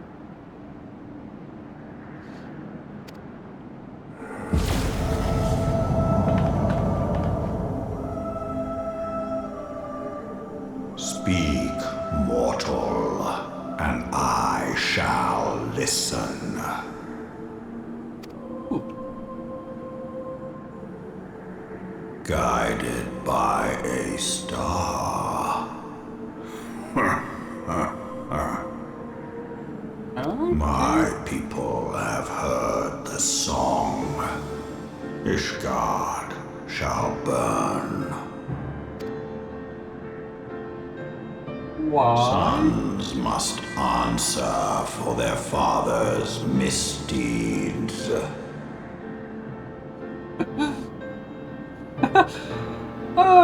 Yeah. Warrior of Light. Wah, wah, wah, wah, wah, wah, wah. We do not forget. We do not forgive.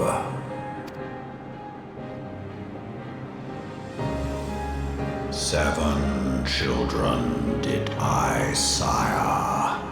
One now singeth of retribution. Okay. I rise to join in the chorus. Thou art powerless to silence us, mortal. Yet thou shalt not live to labor in vain. Thy reprieve is at an end.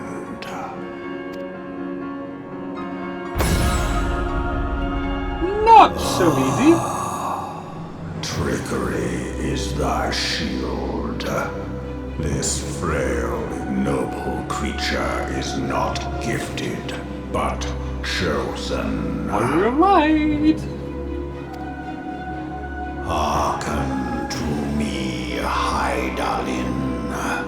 I remember, and I consent.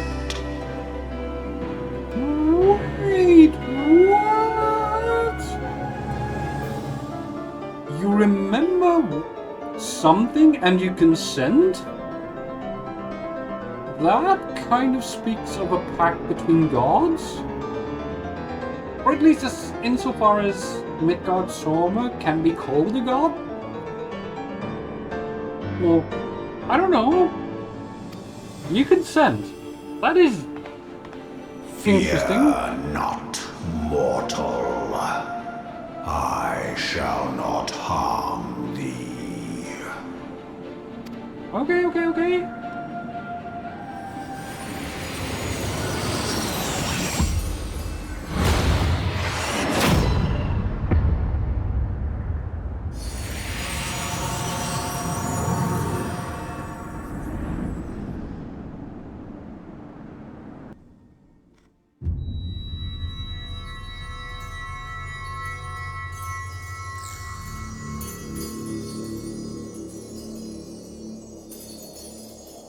All the crystals we gathered.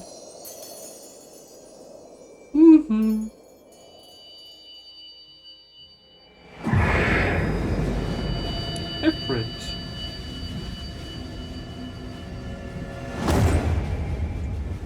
Extinguished. Uh-oh. Leviathan. Leviathan.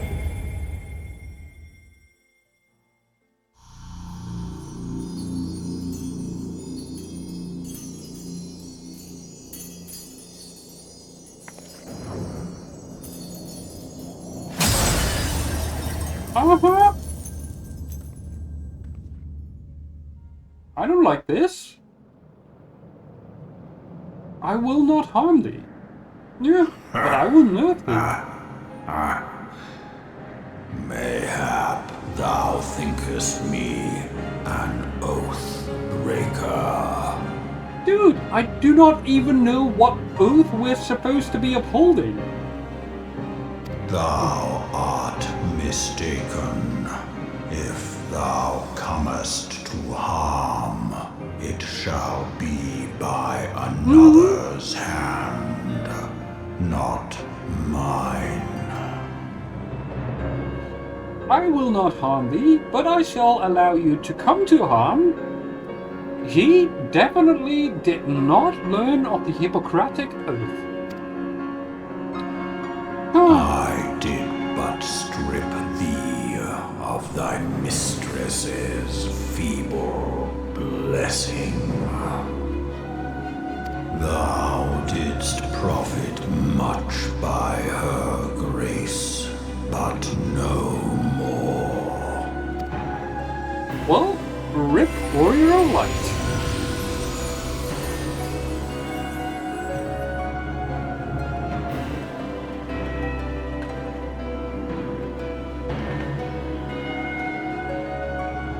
The covenant binds me to thee.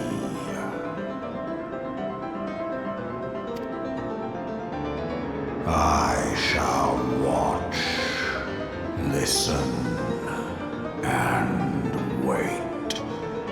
Oh, tiny Midgardsormr. Fight Can I have that as a minion? and struggle, if it be thy will. Can I please? Man hath ever coveted that which lieth beyond his grasp. Yay! Oh, that reminds me. Of her body, and thence doth mine own find new life. Oh my god, did we just allow Midgardsormr to be resurrected? Shit. I know there are a couple of quests in Airport which will give a cat and a dog minion, and I do need to get those. I should not forget that. When it hath grown whole, the loyal and penitent shall rejoice. The dragon song heraldeth a beginning and an end. And an end.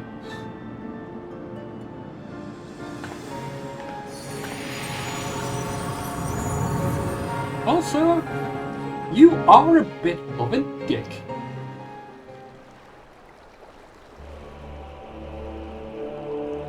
You may summon Midgardsormr by selecting the corresponding entry within your minion guide and... Okay. Which I will so forth do. Summon Midgardsormr. Yay! Tiny Midgardsormr. Before I continue, I think I do need a quick break, so I will be back in a little while. See you soon.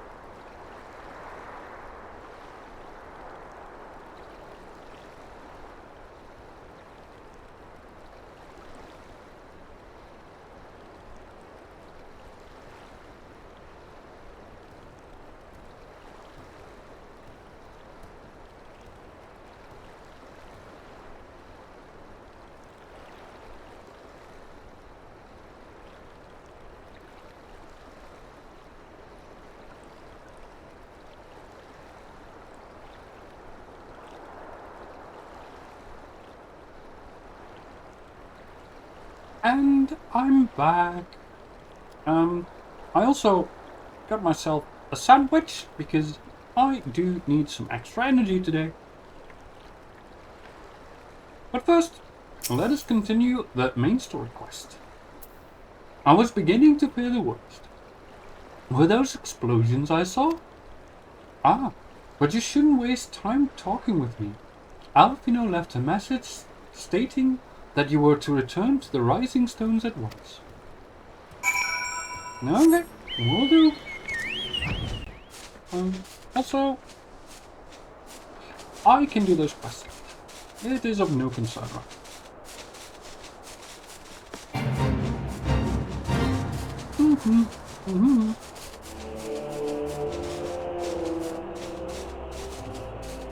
Sandwich.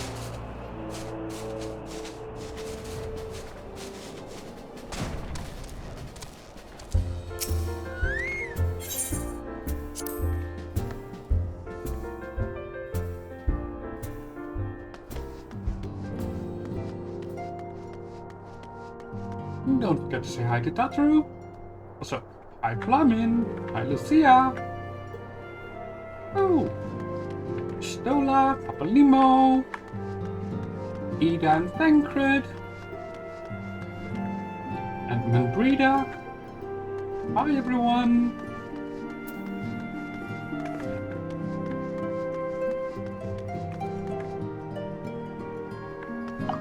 Why is my minion not summoned? Give me my minion.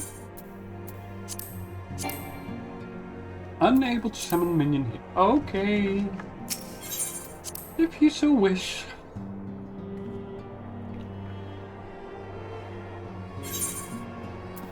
Alfino, I thought you were going to stay in Ul'dah.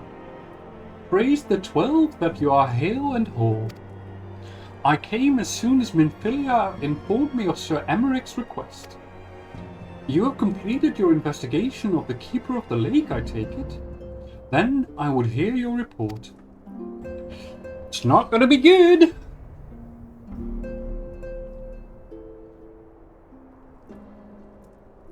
You conversed with Midgardsormr? I swear, were anyone else to make such a claim, I would regard it with considerable skepticism. Are we to understand that the Wormlord did not perish, and has in sooth lain dormant these past 15 years? Less a resurrection and more rejuvenation for he who dwelleth in eternity, years passing as moments. Though his words were ambiguous at times, one statement left little room for interpretation. My people have heard the song, Ishgard shall burn. Yeah, that's not good. Clearly an attack is imminent. We must share this information with Sir Emmerich immediately. However, we dare not divulge your conversation with Midgardsormr in its entirety. To even acknowledge that you heard the voice of a Dravanian is a grave but necessary risk. Lest we forget, men have been executed as heretics for declaring as much. For your own protection, and for the sake of our tenuous relations with Ishgard, the truth cannot leave this room.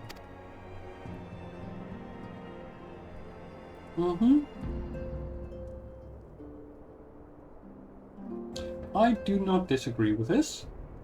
As for how we shall present our revelation to Sir Emmerich's emissary, you may leave that too. Pray remain here for now. Sure.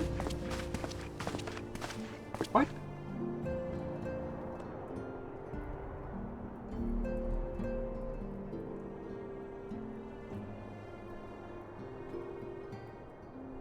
Bit too quick. Is there something you are not telling us, Elaine? You seem different somehow. It is almost as if you are missing something. Something important. I have lost Heidel's blessing. 12 for offend. Midgardsormr stripped you of the blessing of light. Are you alright? How do you feel?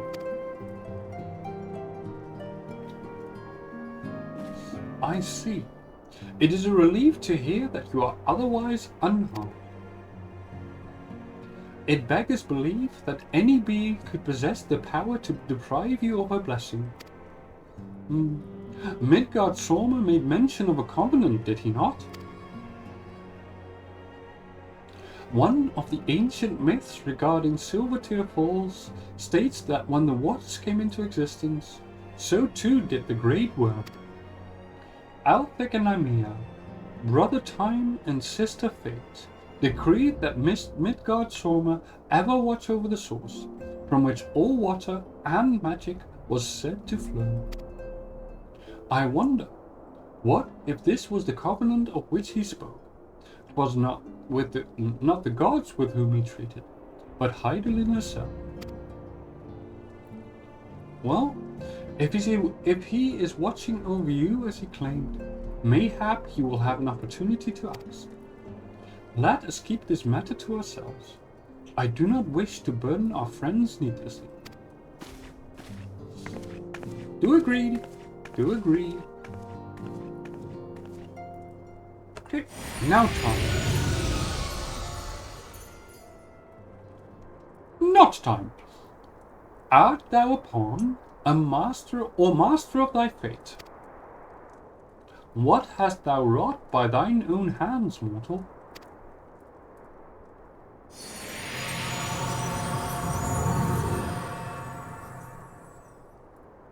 Good question. Very good question. Now I'm gonna have fight.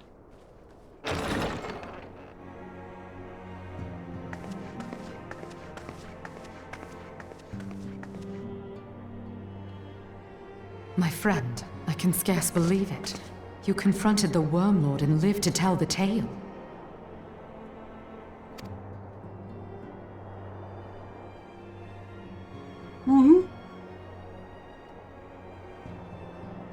I give thanks to Helone for your preservation. It is our sole cause for gladness. Your encounter with the Keeper of the Lake served to confirm our fears. A great worm has roared, and it makes little difference if it was one of the two in Eorzea or any other. One of the two? The Dravanians are coming. Must be I the am one told that side. Ishgard has magical defenses against Dravanian attack, though I am not privy to their exact nature. Will they be enough to repel a massive force? Ishgard has weathered countless assaults over centuries. This will be no different. And now that you have confirmed the threat, none can ignore the Lord Commander's calls for the wards to be strengthened. I dare not presume to speak for him, but I expect the Lord Commander would sing your praises. I must away, but we shall meet again soon. Ooh. Food.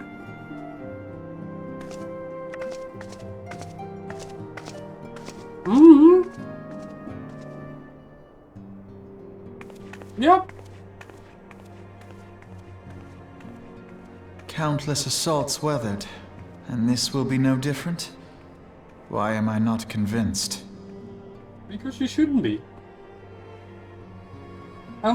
I do like her voice as well. I believe that it was it Baron who told me last week that that was his favorite voice actor in the game, I think.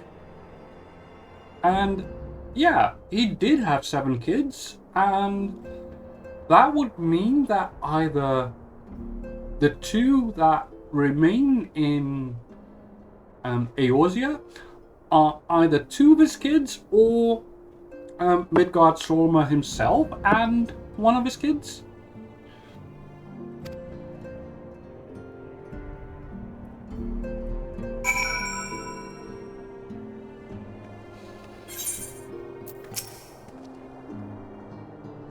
These guardians have warred with the Dravanians for centuries, nay, nearly 1,000 years.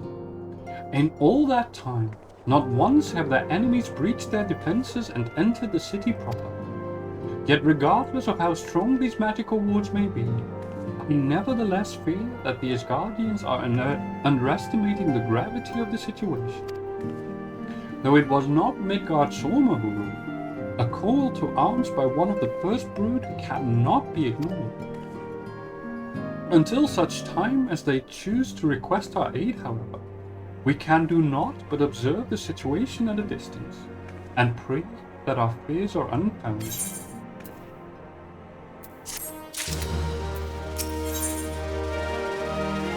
Aid on demand. Ere I forget, I believe Minbrida has requested a gathering of the Sires. I assume there has been some progress concerning our efforts to combat the Askians. Pray inform her that our business with the Asgardians is concluded for the moment. I shall be along once I've completed my communications with the Crystal Braves. Sure thing. Minbrida, all done with your talk of dragons? Wonderful, because Askians are next on the menu. Let's head into the Solar, shall we? Will do. Solar it is.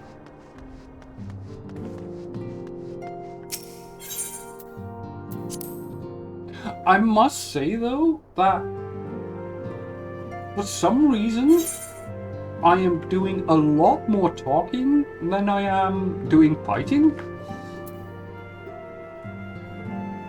And I don't know which one is the more fun part. Like, I do like the fighting, it does get it on, but the talking also means that I'm enjoying the story very much. I do think that maybe I would have liked a little bit more balance there, but so far I still absolutely love the story, so yeah.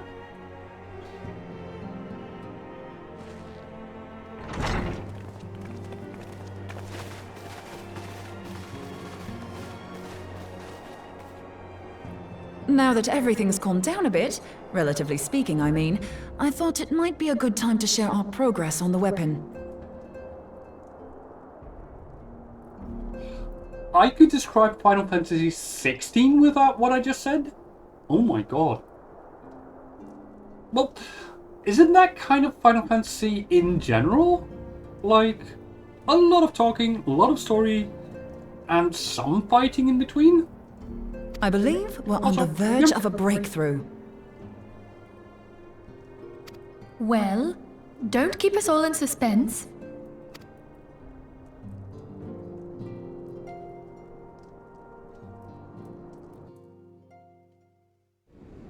Just in case anyone's forgotten, let's start by reviewing what we already know.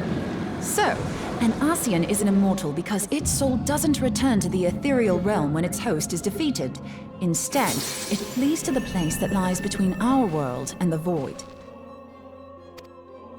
Therefore, the first step to permanently defeating an Ascian is preventing its soul from making this journey. And if you recall, when we last gathered here, I had verified that white auracite has adequate capacity to entrap the beings, albeit only briefly. Which left the small matter of their extermination. Aye. To unmake an Ascian soul, one must needs smite it with a concentrated burst, or blade, of purest ether. However, we wanted for both the data and the means to forge such a weapon. Short of experimenting on an actual Ascian, you see, there's no way to gauge how much ether its soul is made of. As such, we don't know what etheric density our blade needs to have in order for it to work. So we'll just have to make the densest blade we can and hope for the best. Though that would require a lot of ether. Hang on a minute! Why didn't we think of this before? White auracite can hold an absolute heap of ether, can't it? Please tell me you're joking. God's sakes, Ida. I feel as though I'm reliving the same scene over and over with you. How many times do you need to be told that white aurosite cannot store ether for long periods? Being intangible matter, ether is given to dispersion. Only in its crystallized form is it a stable source of energy. I will test you later on this, so see to it you do not forget. Well, Ida will. Right, yes. It's all coming back to me. So our hopes rest on good old crystals again, do they? While they are certainly reliable, they leave something to be desired in the area of portability. Indeed. I am reminded of the quantity of corrupted crystals required to thwart Leviathan, and the extraordinary lengths to which the Lamentsons went to transport them. What if it should prove that a similar quantity was needed to destroy an Ascian's soul? Or still more? I do not envy the poor Sawdust to lug all of that around, on the off chance that an Ascian appears. I nominate Thancred. That's the very problem we set out to solve. And I reckon we've found the answer. If it isn't practical to lug around the ether we need, we'll just have to draw upon another source. And the only viable source is the land. If you mean to tap the Great River of Ether, know that it will entail considerable risk. Meddling with the currents may well induce a surge like to the one which despoiled Mordona. Give me a bit more credit, will you? Why would we need to tap the river when there are veritable reservoirs jutting out all over the land? I speak of corrupted crystals. It might be that their aspect is out of balance, but a crystal's a crystal. It contains ether, and we can help ourselves to it. While corrupted crystals are indeed abundant, there is no guarantee that they will be in close proximity at a crucial moment. But what if we don't need them to be? What if we could tap their power from afar? A malm away, say? If we could do that, we'd have ready access to ether aplenty in almost every corner of Eorzea. Interesting. I've yet to put my theories to the proof, but I've got a good feeling about this. If no one has any objections, I'd like to see where this avenue leads. If you think it worth your while, you have my blessing. But tell us, what are your theories? I, for one, am most eager to understand the process, however vaguely. I thought you might say that, but no one wants to listen to boring old theories all day, do they? I know I don't. So with your permission, I'd like to try something a bit more hands-on. I've already built an etheric siphon especially for this purpose, and I've been meaning to try it out. Thing is, the profusion of corrupted crystals in Mordona makes it something of a high-risk testing ground. If anything goes awry with the siphon, it would be better if it didn't happen within spitting distance of quite so much ether. Ideally, I need an isolated specimen. Does anyone know where I can find one? No? May I suggest northern Thanalan? There you will find corrupted crystals of middling size, standing a reasonable distance apart. Ideal for your needs, I should have thought. Oh, and if you do elect to visit the place, I should be much obliged if you would assist me in another matter while you are in the area. Has something happened? Probably. Movement has been observed at Castrum Meridianum. During Operation Archon, the Alliance dealt the stronghold a heavy blow. Its facilities were extensively damaged, and its garrison reduced to a fraction of its former strength. Not long after our forces withdrew, however, their ranks were replenished by reinforcements from Castrum's sentry. They now seek to rebuild, and to this end they have their sights set upon the ceruleum processing plant. Having lost the Empire's support, the 14th Legion lacks the resources to sustain itself. To them, this is a bid for survival, and they will doubtless fight like desperate men. Okay. Though I have dispatched the Crystal Braves, I fear their strength alone may not suffice to stay the Imperial assault. I would request the Scion's aid in the defensive effort. If I didn't know better, I'd say you were trying to inveigle us into fighting your battle with the promise of shiny crystals. Well then, consider me inveigled. I won't lie, the crystals you speak of sound perfect, so the Garleans have to go. Oh god. Besides, we can't afford to beat about the bush. There's no telling when the Arsians will next appear. I like Minbrida. Thine eagerness to hurl thyself into the jaws of danger cometh as little surprise. Exercise due caution, I prithee. Though you have become a crystal brave, you are yet a scion, Alphino. We could hardly refuse you. Pray, join the Crystal Braves and lend them your support.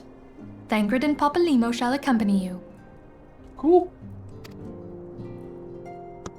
Let's have some fun. Ida and Yashtola, in the meantime I would have you assist Moonbreeder. Scout out the crystal clusters, that the testing may commence as soon as the Garlean threat has been eliminated. Cool.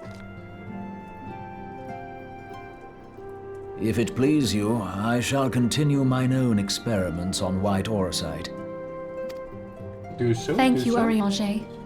Everyone, pray see to your preparations and depart as soon as you're able. Go well, and be safe. What is white orosite even made of?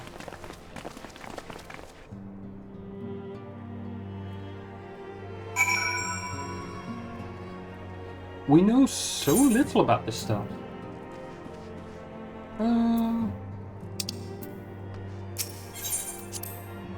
In the solar itself.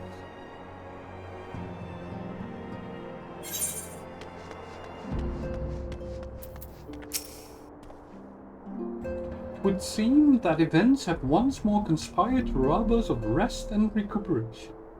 Though I would wish it otherwise, I must ask that you head straight away to the processing plant. The Fourth have already deployed to the area and await the arrival of the Scions. Wilred will brief you on the developing situation. Meanwhile, I must rendezvous with Captain Ilbert at her headquarters in Uldar. I shall take command of our forces there with a lighter heart, knowing that you go to support the front lines.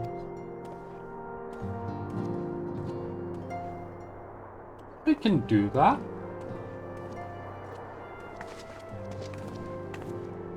Your duties take you to northern Thanaland, do they not? We too must say our farewells to the Rising Stones for a time. Flamin travels to Ulda, and we shall serve as her escort.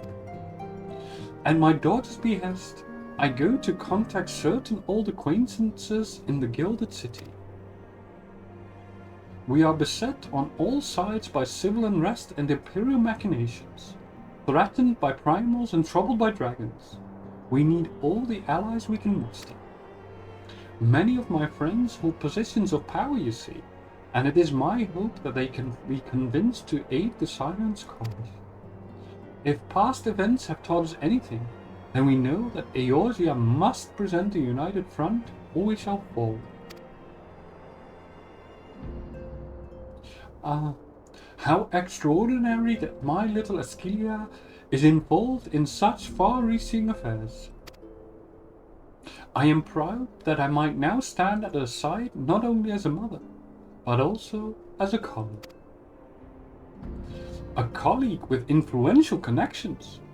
But I fear that Uldar has become a place of danger even for one so familiar with her streets. Woe betide the blackguard that so much as glares in your direction, milady.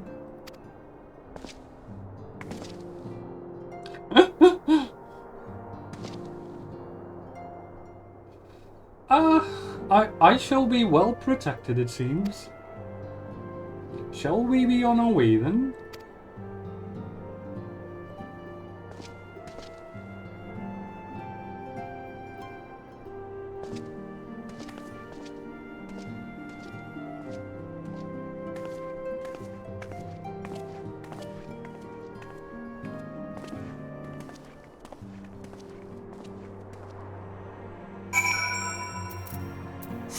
Brilliant processing plant.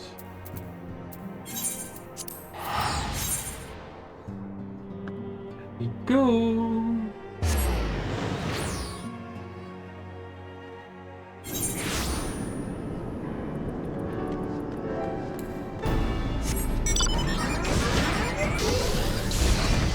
Yeah. Not in here. Out here. Okay. Went to the right way, it seems.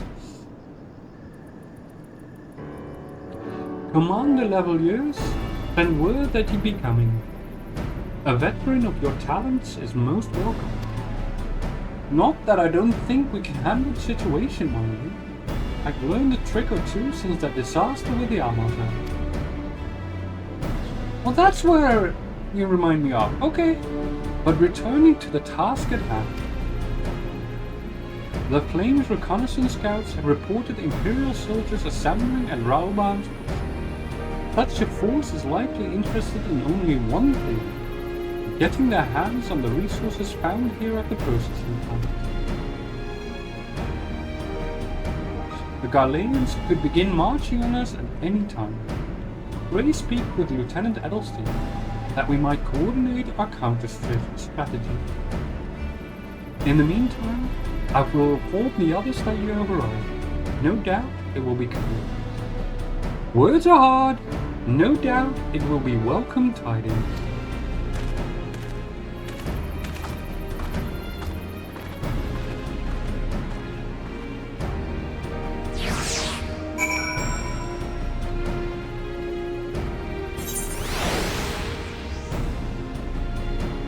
By the way, Greg, were you on my Discord already?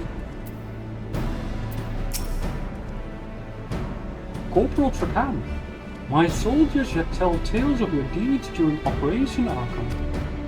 Would that we could sit a while and reminisce about old times. Ah, you are. Cool. But I fear more pressing matters require our attention. The civilian draftsmen, you see, have come across several highly suspicious crates within the boundaries of the processing plant. I had my sappers take a closer look, and our worst fears were confirmed. These boxes contain powerful explosive devices of Imperial design release. By my order, the planes stationed here are conducting a thorough sweep of the compound as we speak. Though it troubles me that we were unable to apprehend the Imperial spy behind us, I have faith that our men will be able to neutralize the threat for now. In the meantime, our scouts bring troubling news on the latest movements of the Imperial army. Would once again ask for your aid.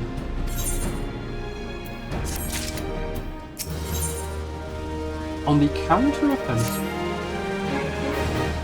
we've been keeping a close eye on that Galean garrison, and it would seem the Imperials have finally begun to mobilize. According to the reconnaissance report that just came in, the squads seen leaving the castrum are too few in number to effectively take and hold our position. They will likely mount a swift assault and focus on the acquisition of resources. I have, of course, also shared this report with the Crystal Brothers. They've decided to take to the field to meet this assault head-on. I have apprised your fellow Scions of the situation, and am heartened to know that they will be joining the effort. Pray report to Lieutenant Alian, and lend you much welcome strength to the counter-offensive. Can do that. There you are.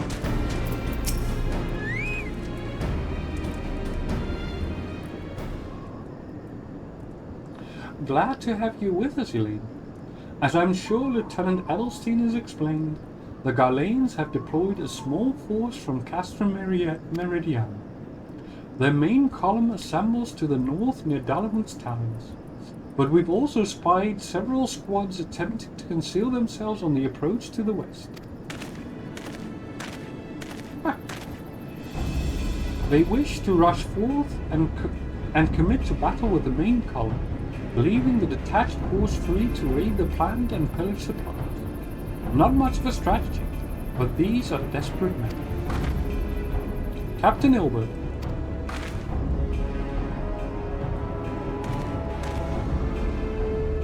Greetings, sire. I understand the commander bid you and your fellows come lend a hand to the British. With such mighty heroes at its disposal, the Fourth should have little trouble. Wow! With such mighty heroes at its disposal, the Fourth should have little trouble contending with what the Gallaians might throw at them. But even you cannot be everywhere at once. The Third was getting restless, holed up and all that, so I marched them out here to fill any holes in the plant's defenses and add their numbers to your camp kit. The reinforcements are welcome. We've enough soldiers now to divide our own forces and safely engage the enemy far beyond the walls. It would be best to avoid staging a battle anywhere near this much ruin. Let's take this fight to the Gallaians. A wise course indeed. I shudder to think of the consequences should any of these storage tanks be exposed to fire. If there are no objections, the Scions shall join the Fourth and give battle to this main column. You're with the Third then, warrior of light. Your job will be to intercept these squads hiding out in the west and prevent them from reaching the processing plant.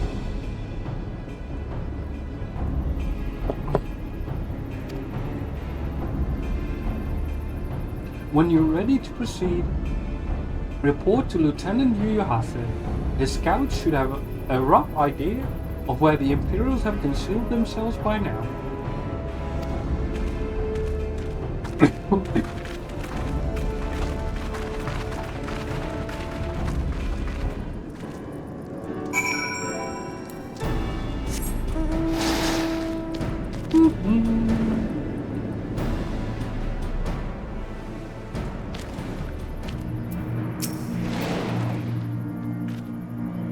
A pleasure to be fighting at your side once more, son.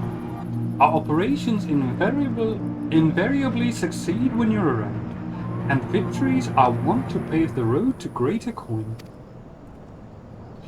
Now, this detached force we've been sent to eliminate has split into smaller squads. The better to conceal themselves within the terrain hereabouts, I imagine. We'll need to split ourselves up as well to cover more ground, and make sure we root out all these would-be raiders. And seeing you're an army unto yourself, I've assigned you your own areas to scour clean of enemy soldiers. Aye, this will be a simple search and destroy. We'll rendezvous back here when the task is done. Happy hunting, Simon.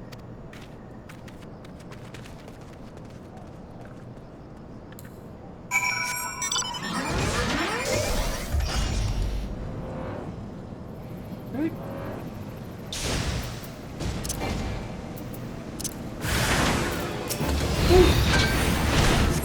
Pick one.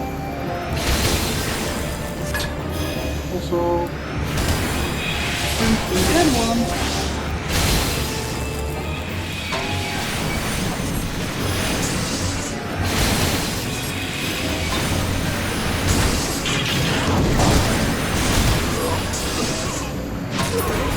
Read 9.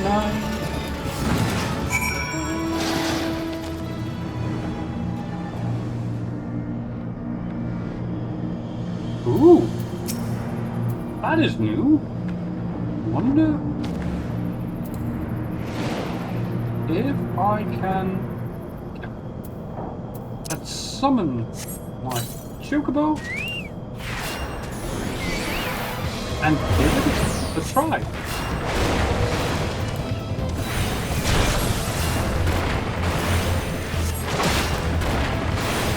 Seems like it should be no problem.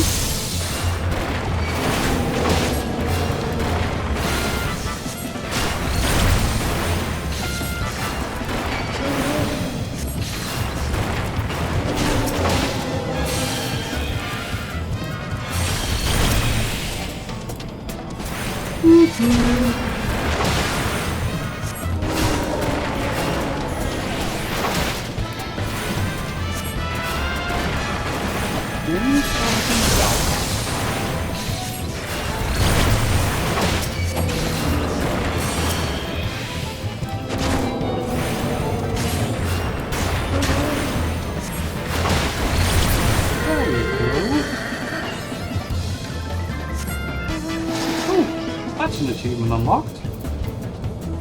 Where are you at? I don't need you. Go away.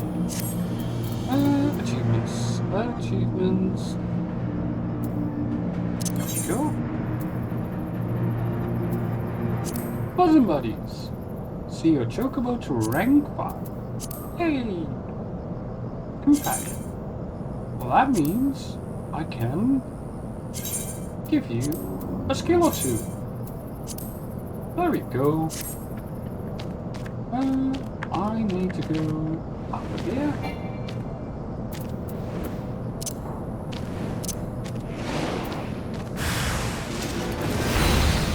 Probably take those first elementals with me.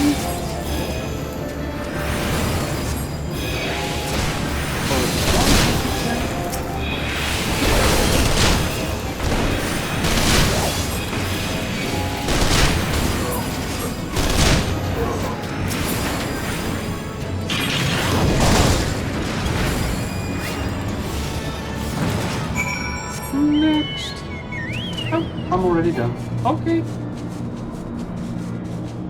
Report back to you, your husband.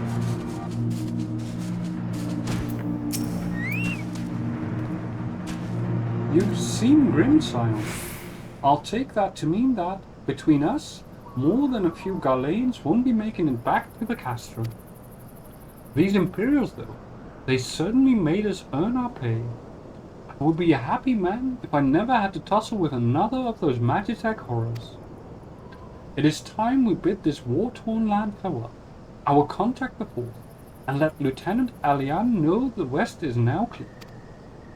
I would appreciate it if you would do the same when you report to Lieutenant Edelstein. Can do.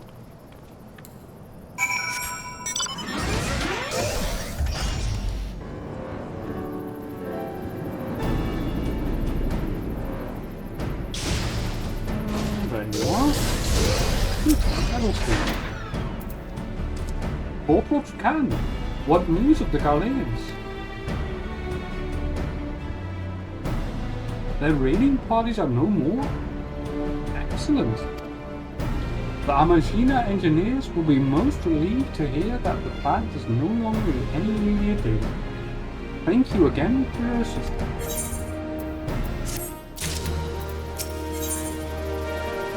An uninvited asking. You must be anxious for word of your powers. Lieutenant Alian has reported a sound victory over the main column, and informs me that their scions have already turned their attention to other regions. All but one, that is. The Rugadin lady with a large axe? It appears she has chosen to remain at the site of the battle. I know not what task keeps her from returning to civilization, but northern Vanland is no place to wander alone, even for a capable sword such as that. I would certainly feel better about things if you could check in on her before you continue on our way. I can do that.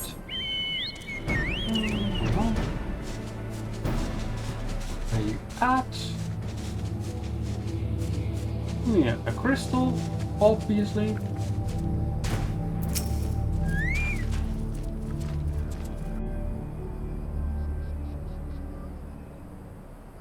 Hold on, I won't be a second.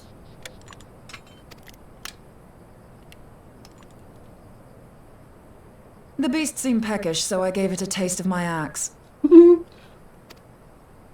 I know. As Urianger never tires of reminding me. An axe ill becometh the hand of a scholar. What can I say? I like axes. To hear my mother tell it, I came into this world holding one. What's wrong with that? And it's not as if it stopped me picking up a quill, is it? I often think of the man who introduced me to the joys of learning. He's one of the reasons I decided to come to Eorzea. Him and my excruciatingly stiff childhood friend. Considering how unalike we are, it's a wonder we ever got on. The world's a strange old place, isn't it? Very true. Aye, that ought to do it.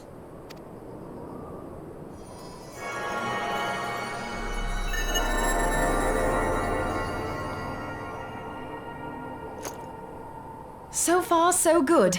At these concentrations, it shouldn't matter too much if something goes awry. Just enough ether to make it interesting. Did you see that? The way the crystal glowed? The siphon works, I'm happy to say. With a few refinements, it should satisfy our appetite for ether, which just leaves the small matter of forging our blade. I'm not sure how to go about it just yet, but I swear to find a way. I'll put a blade in your hands if it's the last thing I do. Cool. She senses me. A useful talent.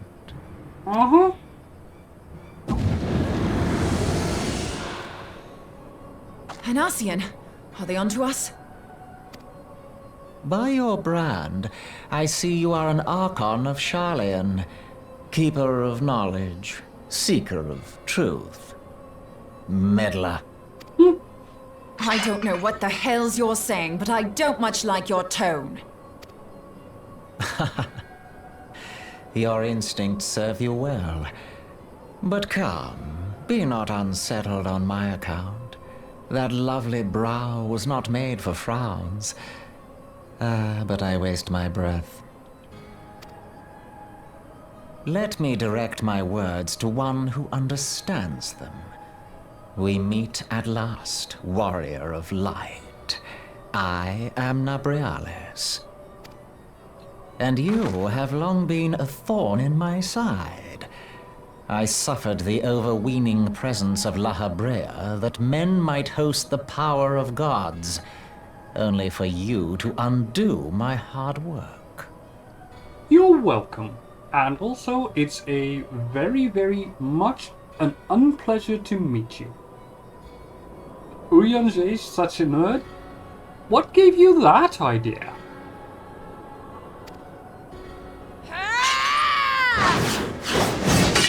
Oh, bugger. Oh, bugger. Goodbye. Do settle down. You must concede that I acted in self-defense. But what's this? I do not sense the blessing of light. Oh dear. Could it be that frail Hydelin has forgotten her champion? This I did not foresee. Shorn of light as you are no longer a threat. And better yet, the seal is broken. What pact was made and what seal is broken? Now is the time to claim the staff. With it in my grasp, I shall rise above them all and take my place at Lord Zodiac's right hand. Ooh. Lord Zodiac? Is that your god? What did that bastard want with us? Nabriales, he calls himself. With charm like that, I'll bet he has maidens falling at his feet. Unconscious. But this staff, you say just talking about it had the bastard grinning like a brat on his name day. Must be quite a staff. Oh, gods. He means Tupsimati, Master Louis Soir's staff. Minfilia's in danger. We have to get back to the Rising Stones. Oh god, oh god. Yep. That's not good. Teleport back, Modona. Let's go.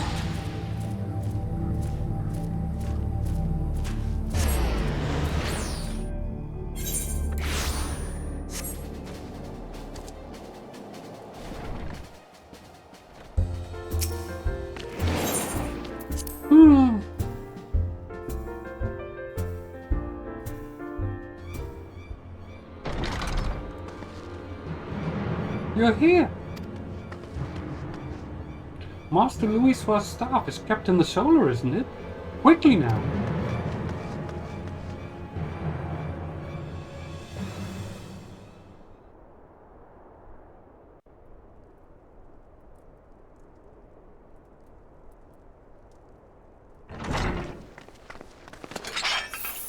You too!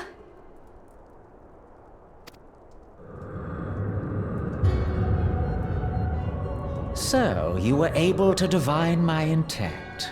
What now, warrior of light? Ah, but that name is no longer fitting. You have become decidedly dull, and quite incapable of barring my entry. You sure? What do you mean?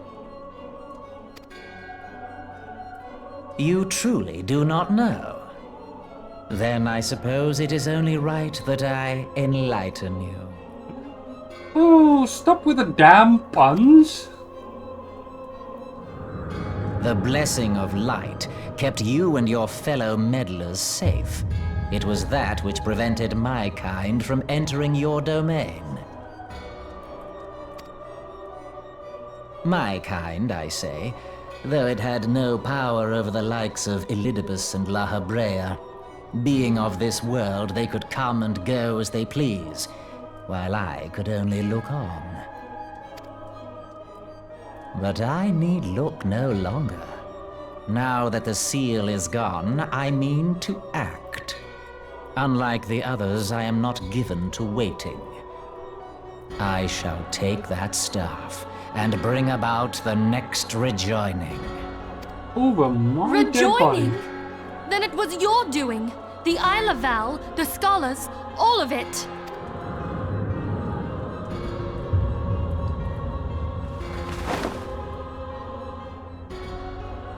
You will not harm her!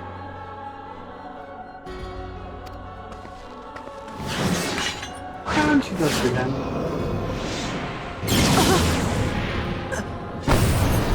And I don't think she will survive this time. Moonbreeder! Why must you insist on forcing my hand? Did you learn nothing from our last meeting? Ah, but I forget.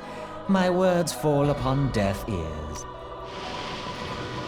No, she still lives. The staff is but a broken relic, a memorial to the departed.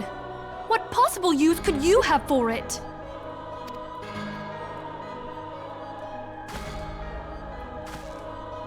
What use? You mean to say that all this time you kept the key, never knowing what it was you possessed? The key? The staff Tupsimati, or rather the stone tablet it bears, is host to a great power. Together with the horn, it can be used to draw vast quantities of ether from its bearer's surroundings. Oh, that is How else good do you to know. think Louis Soir was able to invoke the power of the 12 without making them an offering of crystals? Summoning Makes sense. requires not only prayer, but a profusion of ether. Even a child knows that. If I did not know before, you may be certain I do now. But above all, I know that we cannot allow this staff to fall into your hands. I will die before I let you take it. Insufferable woman. I would happily end your miserable life here and now. Alas, Elidibus would never let me hear the end of it. Very well. If you will not part with the staff, I will take you too. Obviously. See you later, Manfilia.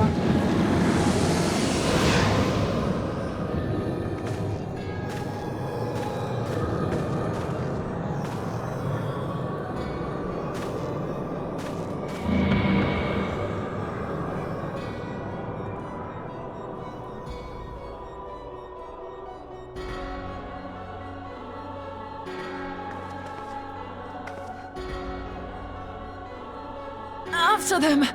Quickly! Before the rift closes! Agreed.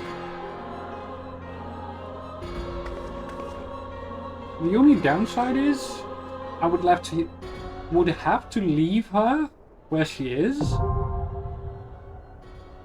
without any help. Ooh, new dungeon.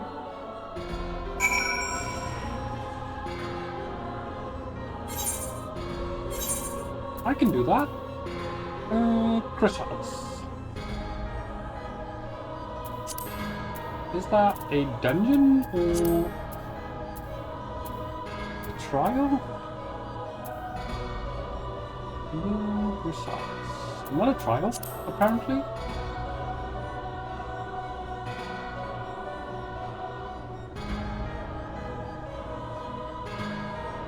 Hmm?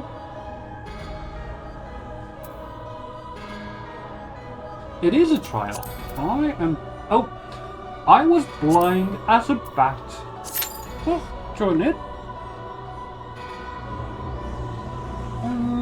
That will take some time, so I will go back to doing the red mage thing.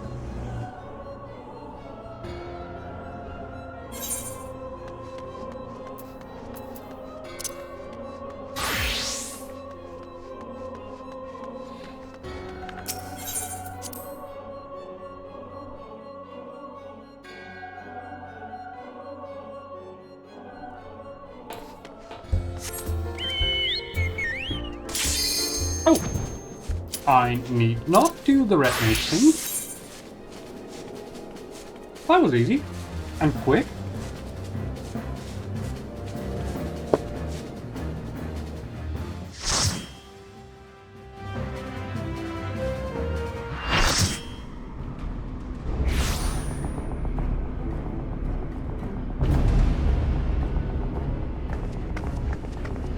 Thank you, Greg, for helping me with that.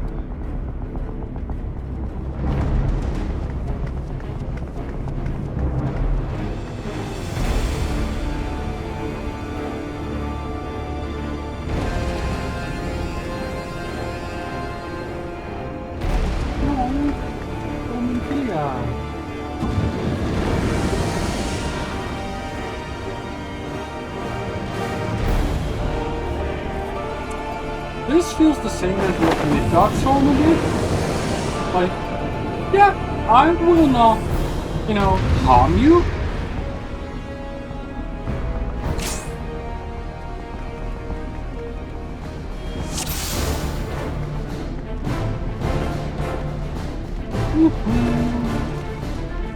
Let's hope we'll be fine.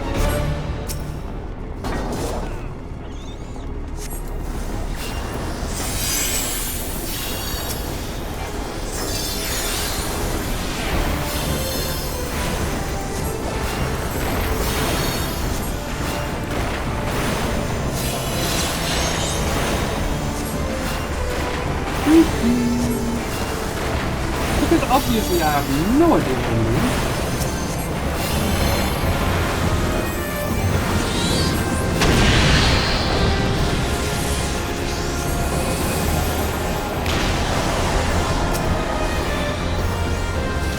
Is there anything? I don't know.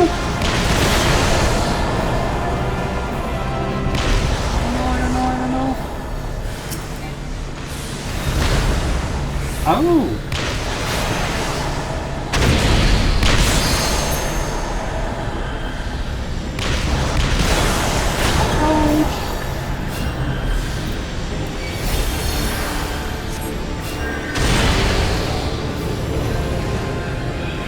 Literally have no idea what I'm doing.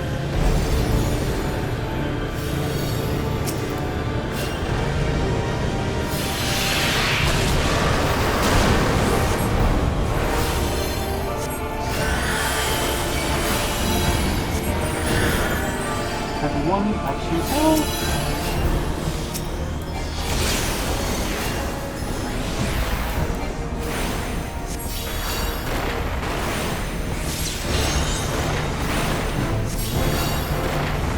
There's a good thing that all I have to do is heal.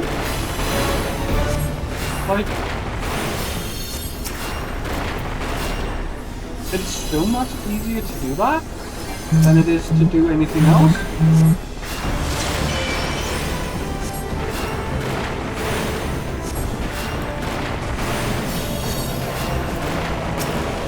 Oh boy, oh boy, oh boy!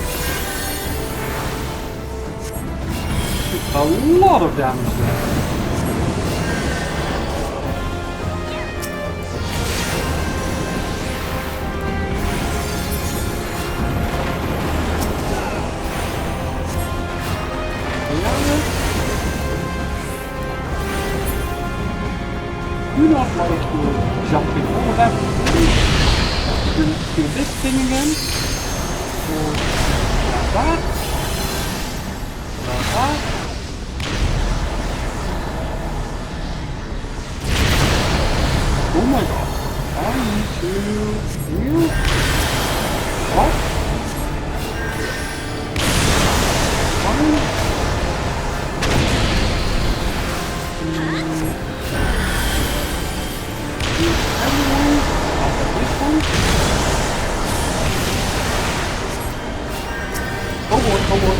Swift cast, like that.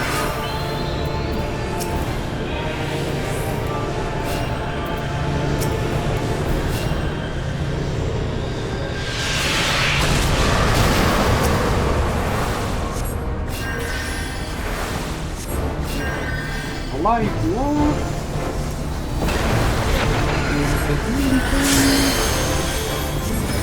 Take a healing thing. We are back in action.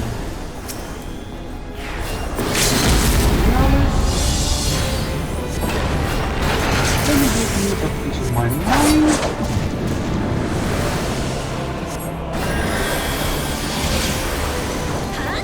Also, up one and a little bit.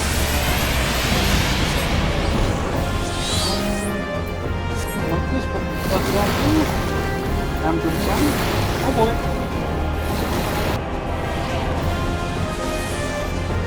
Don't know if I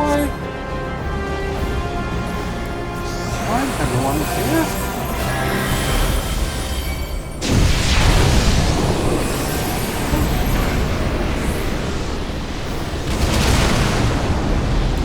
Ouch!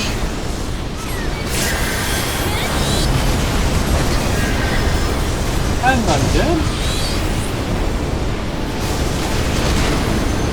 Not good.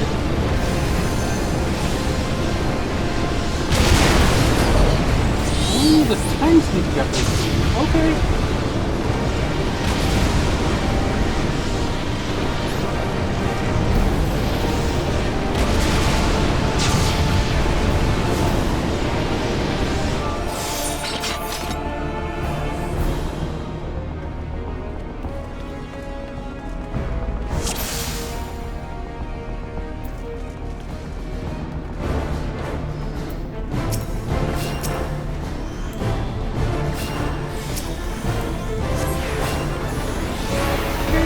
Attempt number 2.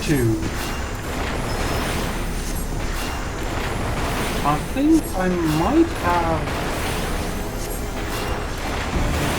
a little bit of more clue of what's happening.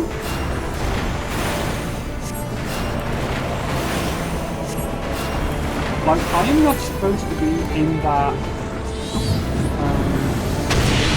area.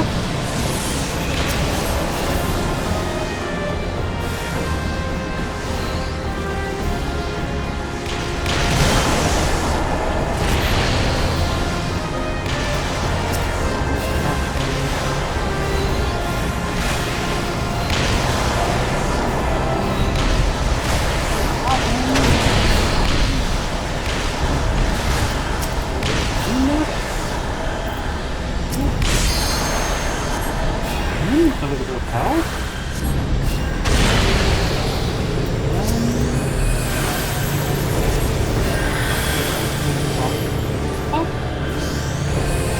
Right, I think. I like doing that. Yep. That's it. Next.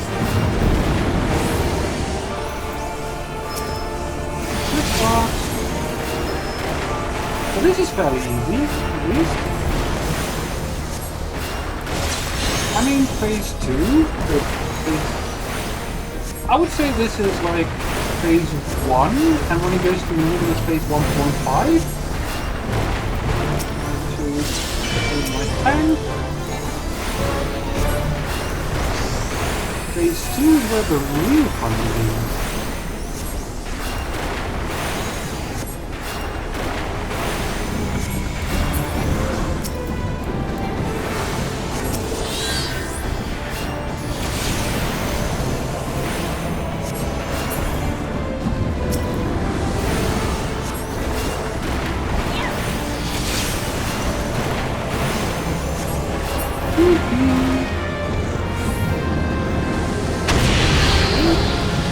Again.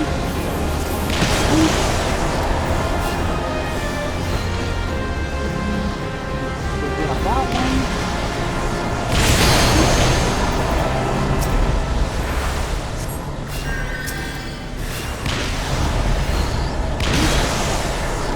Ouch! I might not want to grab too much this time.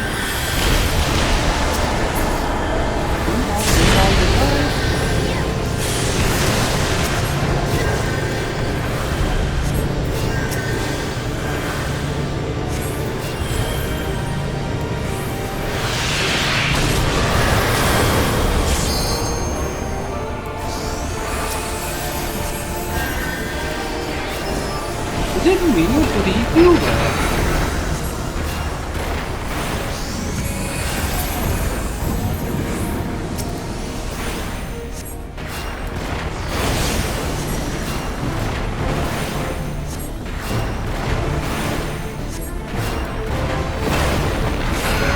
Going into two very small things.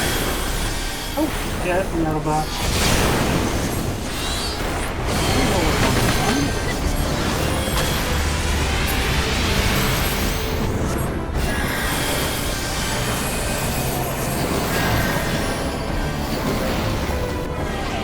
Okay. These two.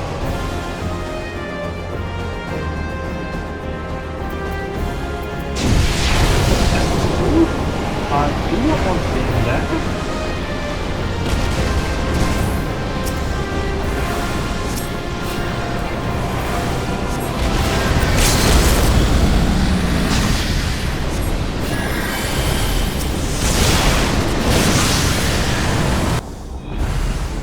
Did we do it?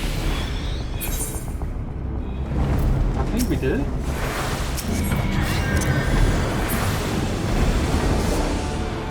Let's see if I can raise him. He's already there. It needs to heal. Myself. And we're there. Whoop whoop whoop whoop whoop whoop.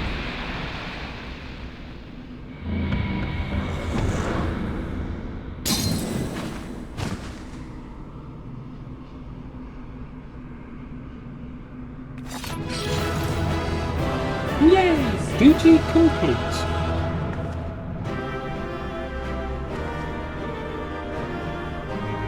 Sweet, sweet victory. Yep, have my accommodation.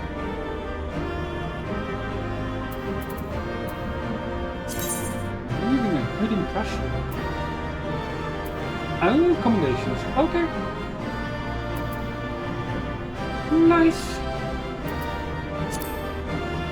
I'm almost to my second one. That will give me a princely hatchling. Nice. You leveled up your healer to level 100 by just doing story roulette and beast tribe quests? Okay. Yeah, that is entirely possible.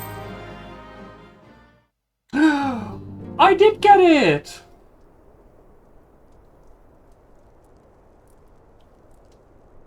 You're safe. Thank the 12. Yay!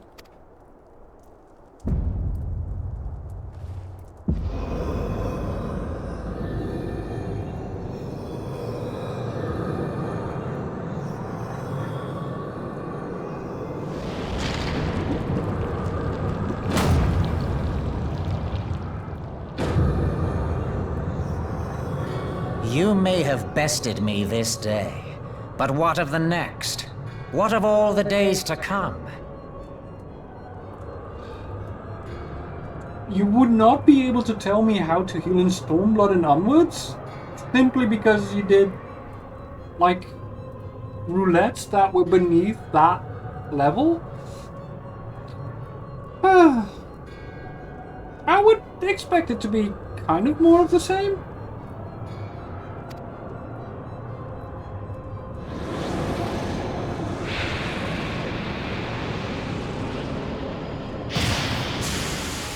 Remember, light no longer holds sway here. I may return whensoever I wish, again and again and again. Eventually, You will falter, and the staff will be mine. Until next time, scions. Which job did you level as a healer, by the way?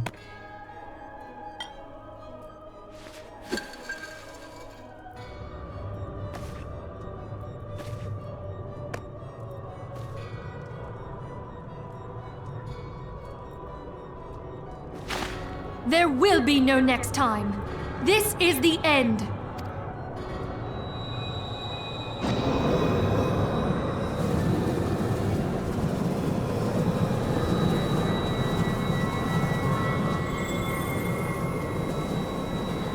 Yeah, which is kind of why I don't really like Scholar. What trickery is this? I have tried Scholar on an alt, and I just prefer the directness of White Mage, because I can just see what I need to do instead of having to predict what I need to do. No, no, we cannot. No.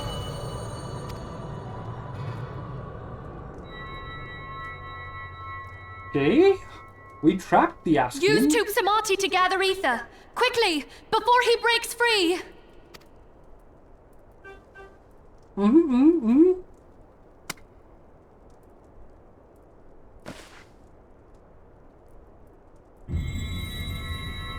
Concentrate! Call to mind the time you struck down La Habrea with the Blade of Light.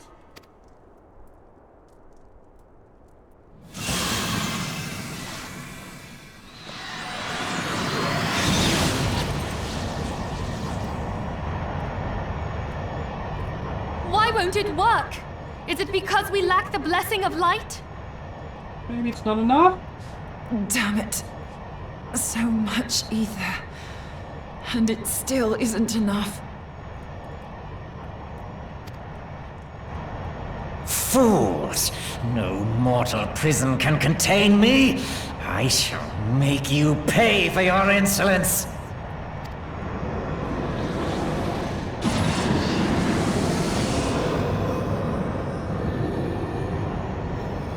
Please, Mother Heidelin, hearken to our plea. Lend us your divine light. Why can you not hear us? Do our words no longer reach you?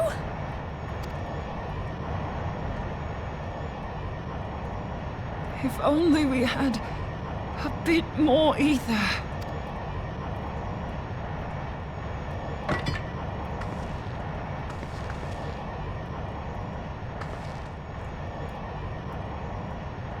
Moonbreeder, what are you doing? Master Louisoix, I understand now the choice you made. In death, there is life. Farewell, Urianger. You damned old coot. No! Don't!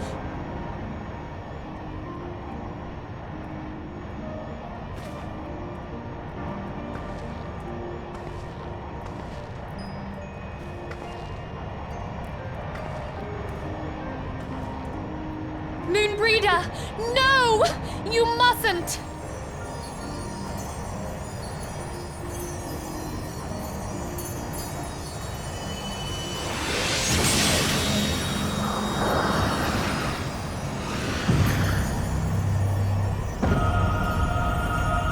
What? No! It cannot end! I am eternal! I am immortal! No, you're not.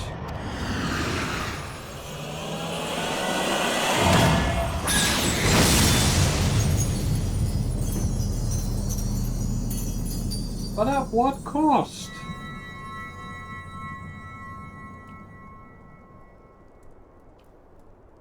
Moonbreeder. She's gone.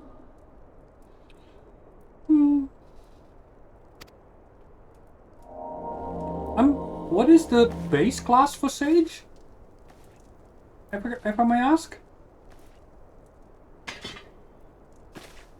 Or does it even have a base class? You did it, my friend. The Ascian is dead.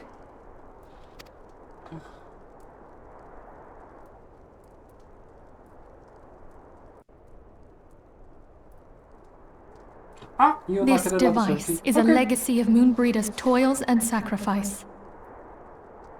I shall hold on to it for safekeeping. Do you unlock it regardless of where you are in the story? Or is it also story-based?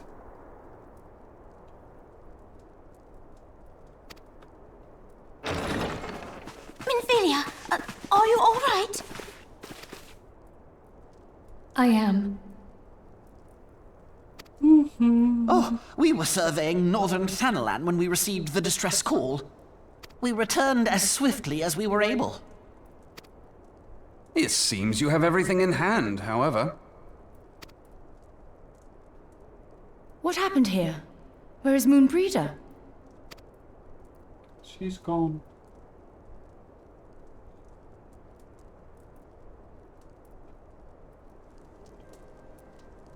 She gave her life to temper the Blade of Light. I have no words. Rather than await the inevitable, she took her fate into her own hands. Does Urianger know? Nope.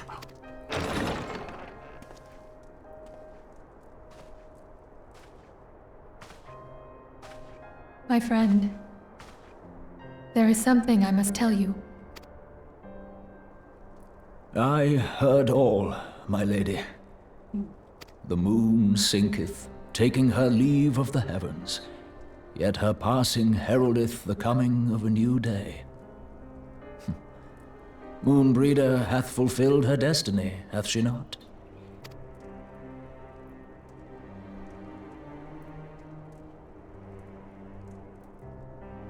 Long ago, far across the seas in the Sharlayan motherland, Moonbreeder and I did study under the sage tutelage of Master Louisoix.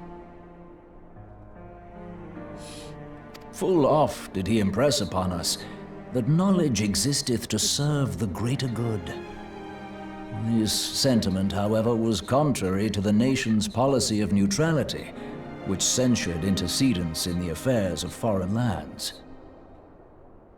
In spite of vehement opposition, he founded the Circle of Knowing, and journeyed hither to the heart of Eorzea. Through his noble sacrifice was the realm spared its doom. Yet this great soul, whom all should rightly have honored, was branded a pariah in his own land. His peers did accuse him of forsaking his duty as a man of learning, and of meddling in the course of history. When he left Sharlayan behind, Master Louisoix gave no word to signal his intent to Moonbreeder. Close as they were, as master and disciple, she was deeply wounded by the sudden exclusion from his confidence. Above all, however, she was confused. Try as she might, she could ill comprehend her master's motive. The slanders that were heaped upon him after his passing served only to inflame the turmoil within her. For years upon end, she knew not what to believe. Torn as she was twixt the man whom she revered and the man who forsook her and his duty both. The Louisoix I knew would never forsake his duty, much less one of his own. This I know full well, my lady. 'Twas not for want of love that Master Louisoix hid his intent. He but desired that Moonbreeder discover her own path, free of the shadow of his influence. Long did I contemplate revealing the truth to her, and long did I hold my peace. After all, was it not Master Louisoix's wish that she come to the truth unaided? I told myself it was, and resolved to let her suffer. Knowingly did I deny my friend the comfort she craved. And now she hath gone to her rest, with doubt still in her heart. No, she did not. Speakest thou in earnest? Did Moonbreeder truly come to understand Master Louisoix's will before the end? The realization hath set her free. She may now find the peace which hath for so long eluded her. Oh, Moonbreeder, my dearest, how I shall miss thee. Moonbreeder gave her life that we might possess the means to defeat the Ascians. Her sacrifice must not be in vain. Let us continue her work on the Blade of Aether and see it to completion. My lady, I would mourn Moonbreeder in mine own way. I beg your permission to return to the Waking Sands. Oh my Of God. course, my friend. Take all the time you require. We shall be here should you have need of us.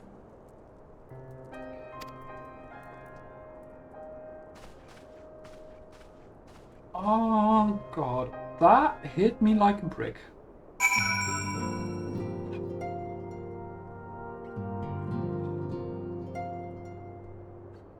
I'm sorry for not paying much attention to chat, but oh God.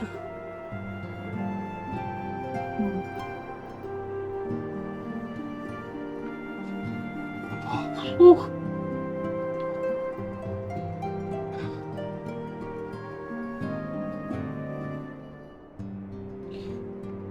Oh, whew.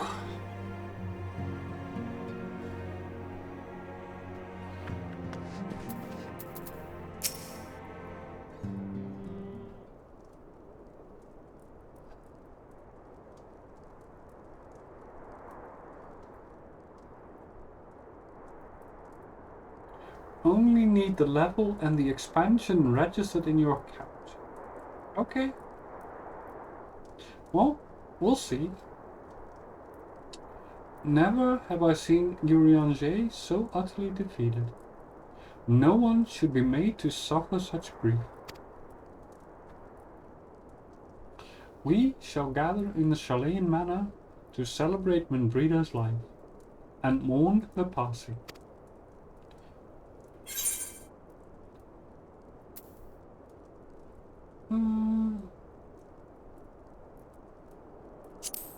I don't know. That one for tank.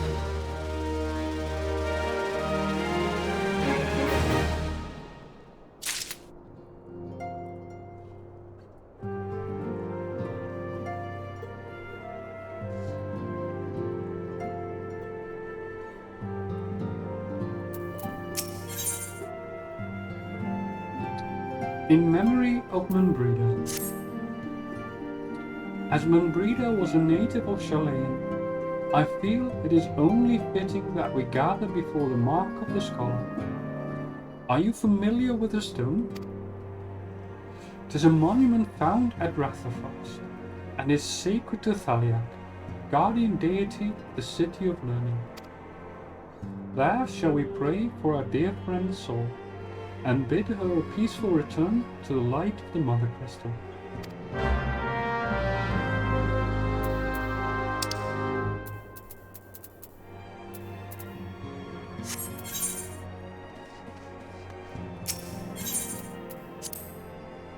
Ooh.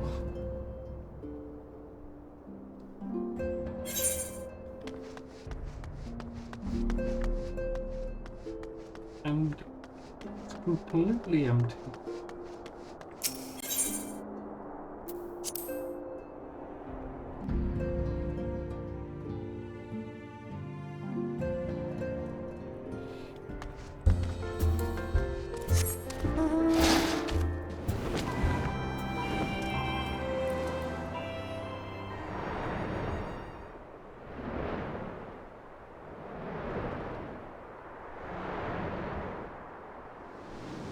Can I get up there? Yes, I cannot. Dang it! So close.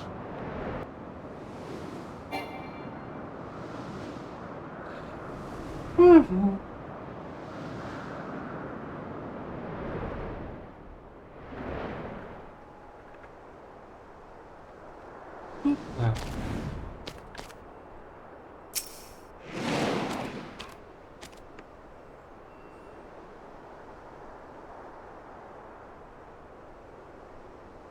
Ooh, I'm sorry.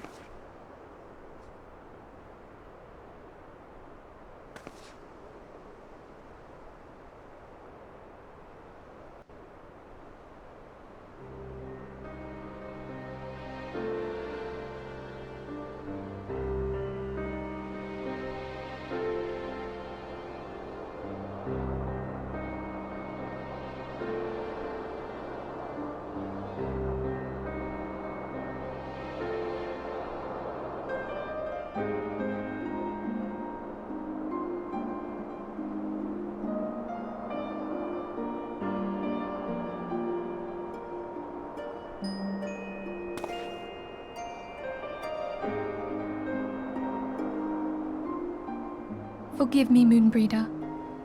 Had I been quicker or wiser, It would not have mattered. but I was not, and you paid the price. But you would not suffer us to wallow in our sorrow, would you? You would tell us to pick ourselves up and get on with it. Yes, you would. And so we shall. We shall defend this realm and her people to the last.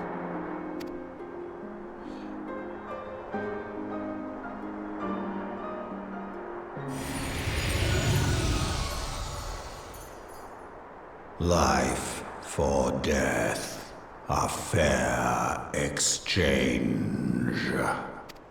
Other bargains will be struck.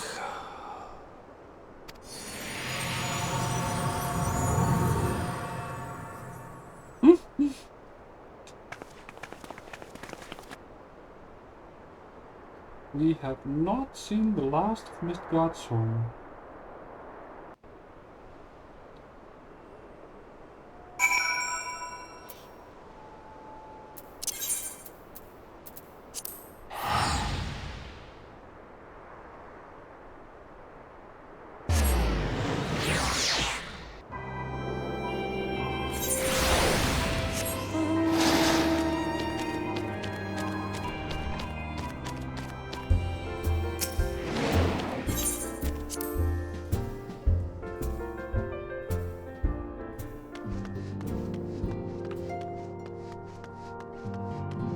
Hello, Yestola.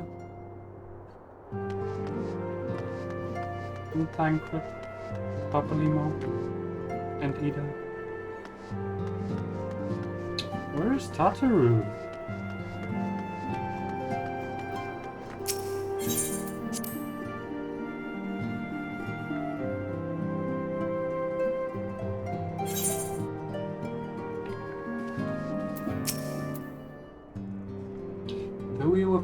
Though we have said our farewells, the toll of sadness has diminished but little. Forgive me.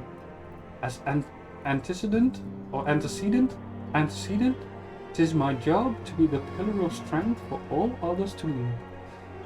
I disagree. As a leader, you can show grief. Yet, I also believe the grief we feel now is precious in its own way, and not to be lightly swept aside. Do you not agree, Lane? I agree.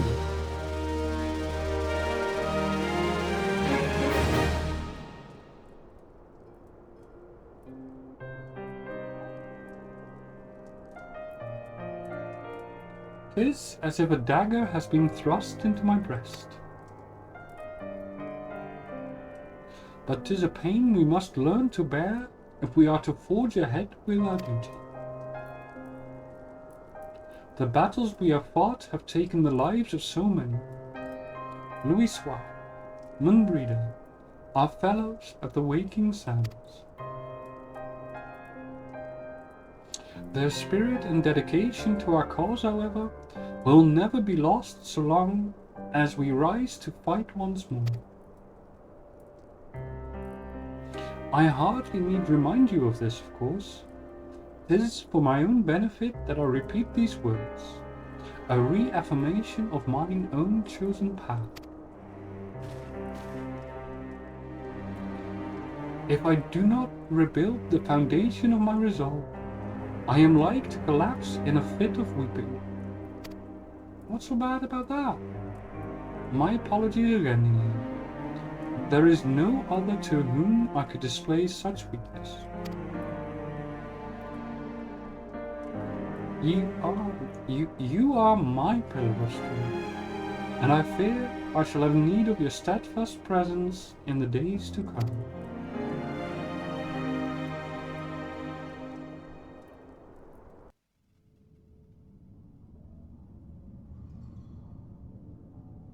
A victory won, a comrade lost. To honor the fallen, the living forge ever on, towards the light of a new day.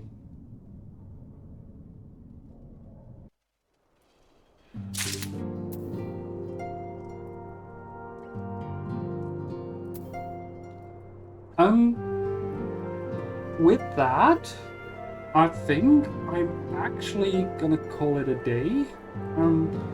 I know it's only been 3.5 hours, so it's quite a short stream, but I am really tired. So that emotion hit me a lot harder than I had thought it would. So yeah, I am going to see if I can find someone to raid into. And for some reason, there is someone who is still alive, even though he usually isn't. So I am going to send you to Rock Was Taken. He is an amazing guy, purple haired cat, and he is doing, oh, I'm not allowed to raid him? That's weird. Oh well.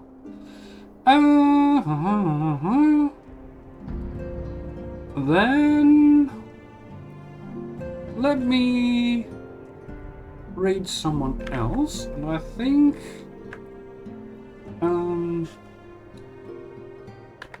am going to raid Catalyst, see if he accepts it.